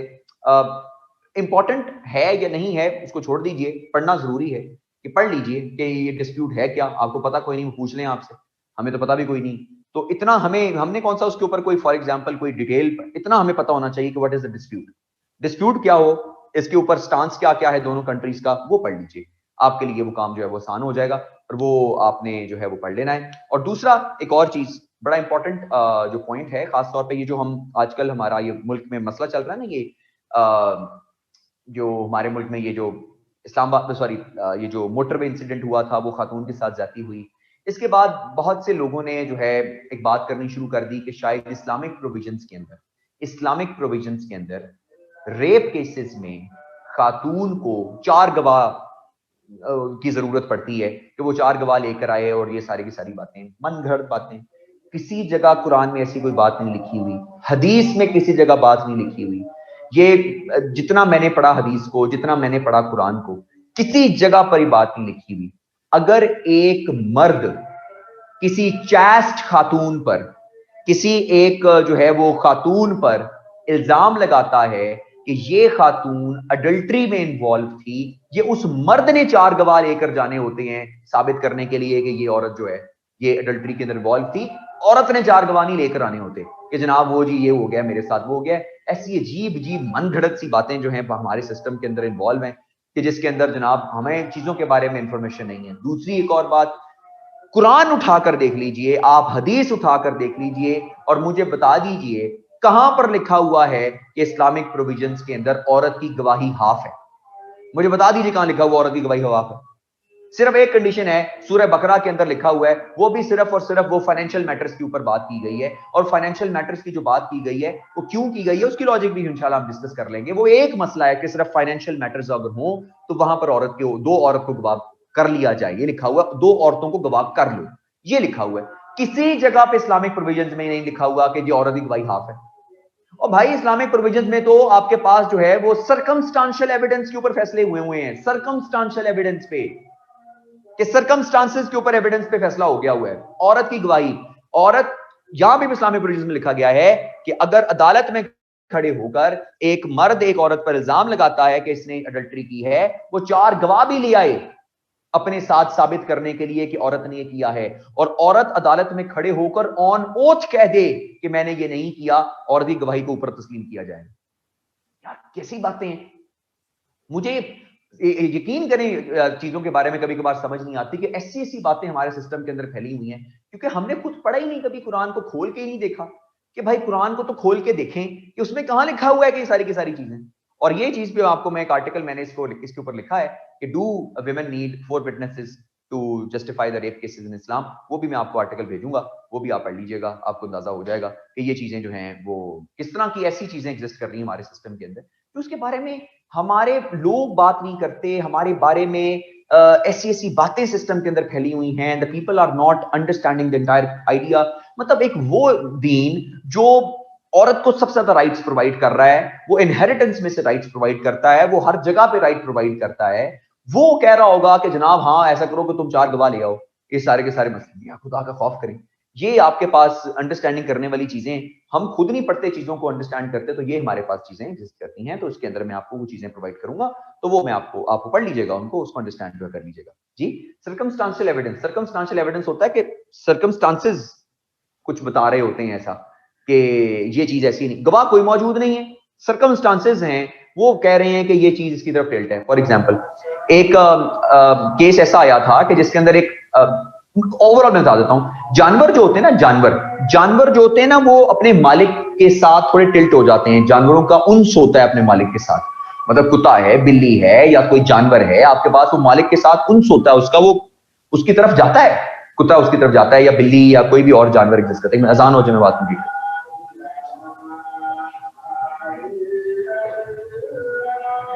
एविडेंस जो है बेसिकली क्या कि मैंने आपको बताया, आखिरी बस बात कंप्लीट करें क्योंकि अजान होगी, जुमे का टाइम भी। तो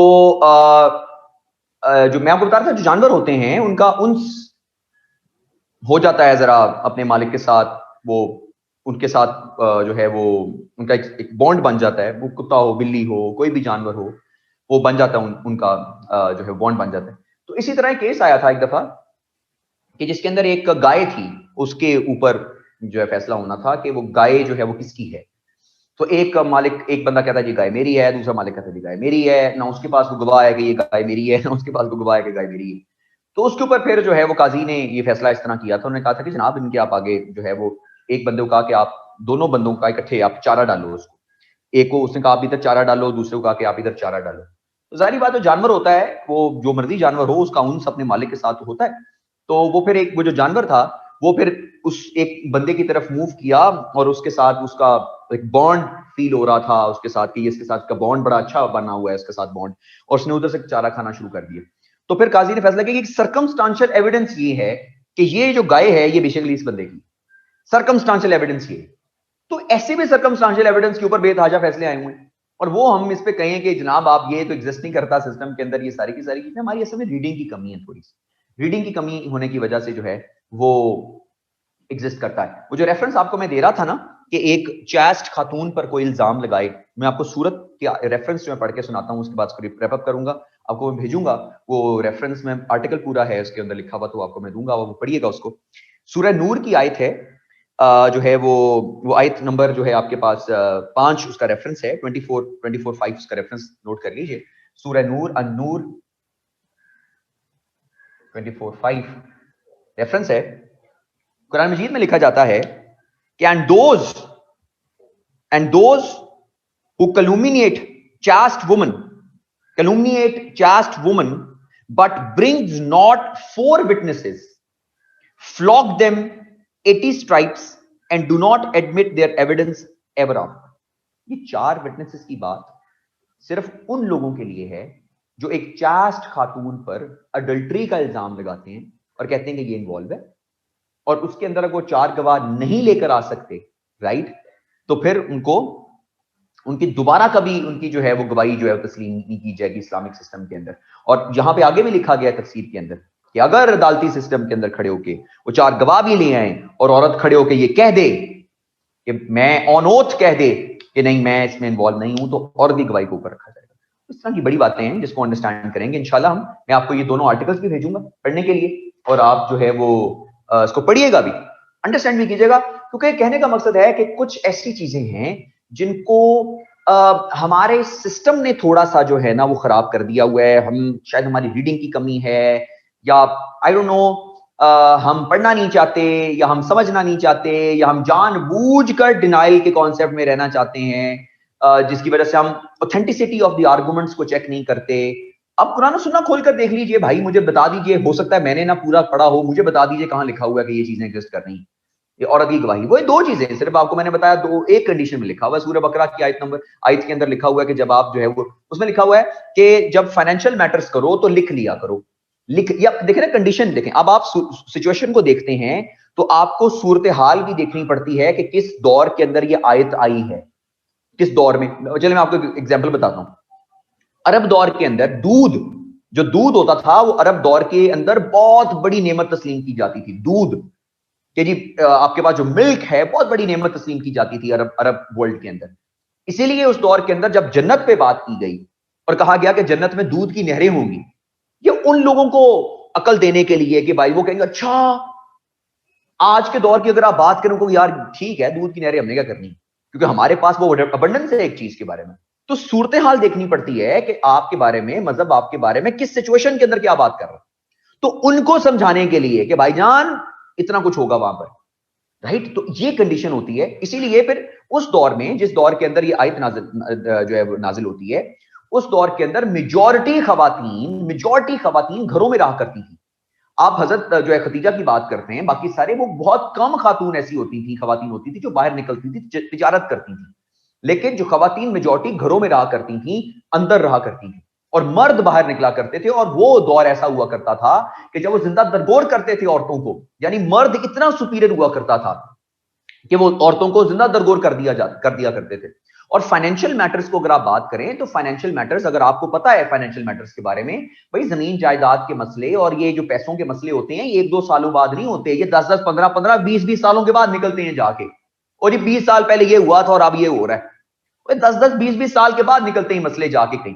तो उस दौर के अंदर ये बात की गई थी कि क्योंकि औरतें घरों के अंदर रहा करती हैं, अगर इस तरह के मसले हों तो इतने ज्यादा मर्दों में खड़े होकर जब उनको बयान देना पड़ेगा, वो सोसाइटी जिसमें औरत को पहले ही सप्रेस किया जाता है, वहां पर कहीं औरत डर ना जाए इतने मर्दों के दरमियान बयान देते हुए फाइनेंशियल मैटर्स के ऊपर, क्योंकि पैसे के पीछे तो सारे के सारे पागल हुआ फिरते थे वहां पे अरब वाले। तो उसमें कहा गया था कि जनाब आप जो है वो इसके अंदर 2 औरतों को गवाह कर लो, इसके अंदर ये सारी की सारी चीजें। तो वहां पर इस चीज के बारे में बात की गई थी। एक कंडीशन समझने की जरूरत होती है कि वहां कहा गया था कि आप 2 औरतों को गवाह कर लो, कि एक औरत परेशान ना हो जाए इतने मर्दों के दरमियान खड़े होकर गवाही देते हुए। वो मर्द जो उसको जिंदा दरगोर करने के पीछे है, आप उस मर्द को कहो कि नहीं तुम झूठ बोल रहे हो, वो तो खा जाएगा उसको, वो तो मार देगा उसको। तो उसकी हिफाजत के लिए उसको बात की गई कि हाँ भाई तुम ऐसा करो कि दो औरतों को गवाह कर लो, क्योंकि ये 10-20 साल के बाद के मसले होते हैं, वहां पर खड़े होकर फाइनेंशियल मैटर्स का एक मसला, सिर्फ एक चीज है फाइनेंशियल मैटर्स के ऊपर, वो भी तब कंडीशन इस तरह की थी, उसके बारे में कहा गया मुझे बता दीजिए कहां पे लिखा हुआ है कुरान के अंदर इसके अलावा कोई बातें लिखी, हदीस में कहां लिखी हुई इसके अलावा बातें आपके पास।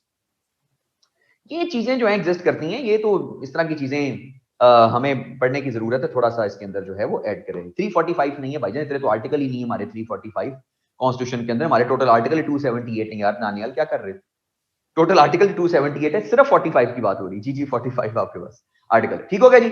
सो दीज आर द पॉइंट्स, मैं आपको भेजूंगा, पढ़िएगा इसको, फिर इसको हम फिर इस पे डिटेल में डिस्कस भी करेंगे इंशाल्लाह, ठीक हो गया जी। ओके जी, इंशाल्लाह मुलाकात होती है जी इंशाल्लाह नेक्स्ट क्लास के अंदर। अपना ख्याल रखें, स्टे होम स्टे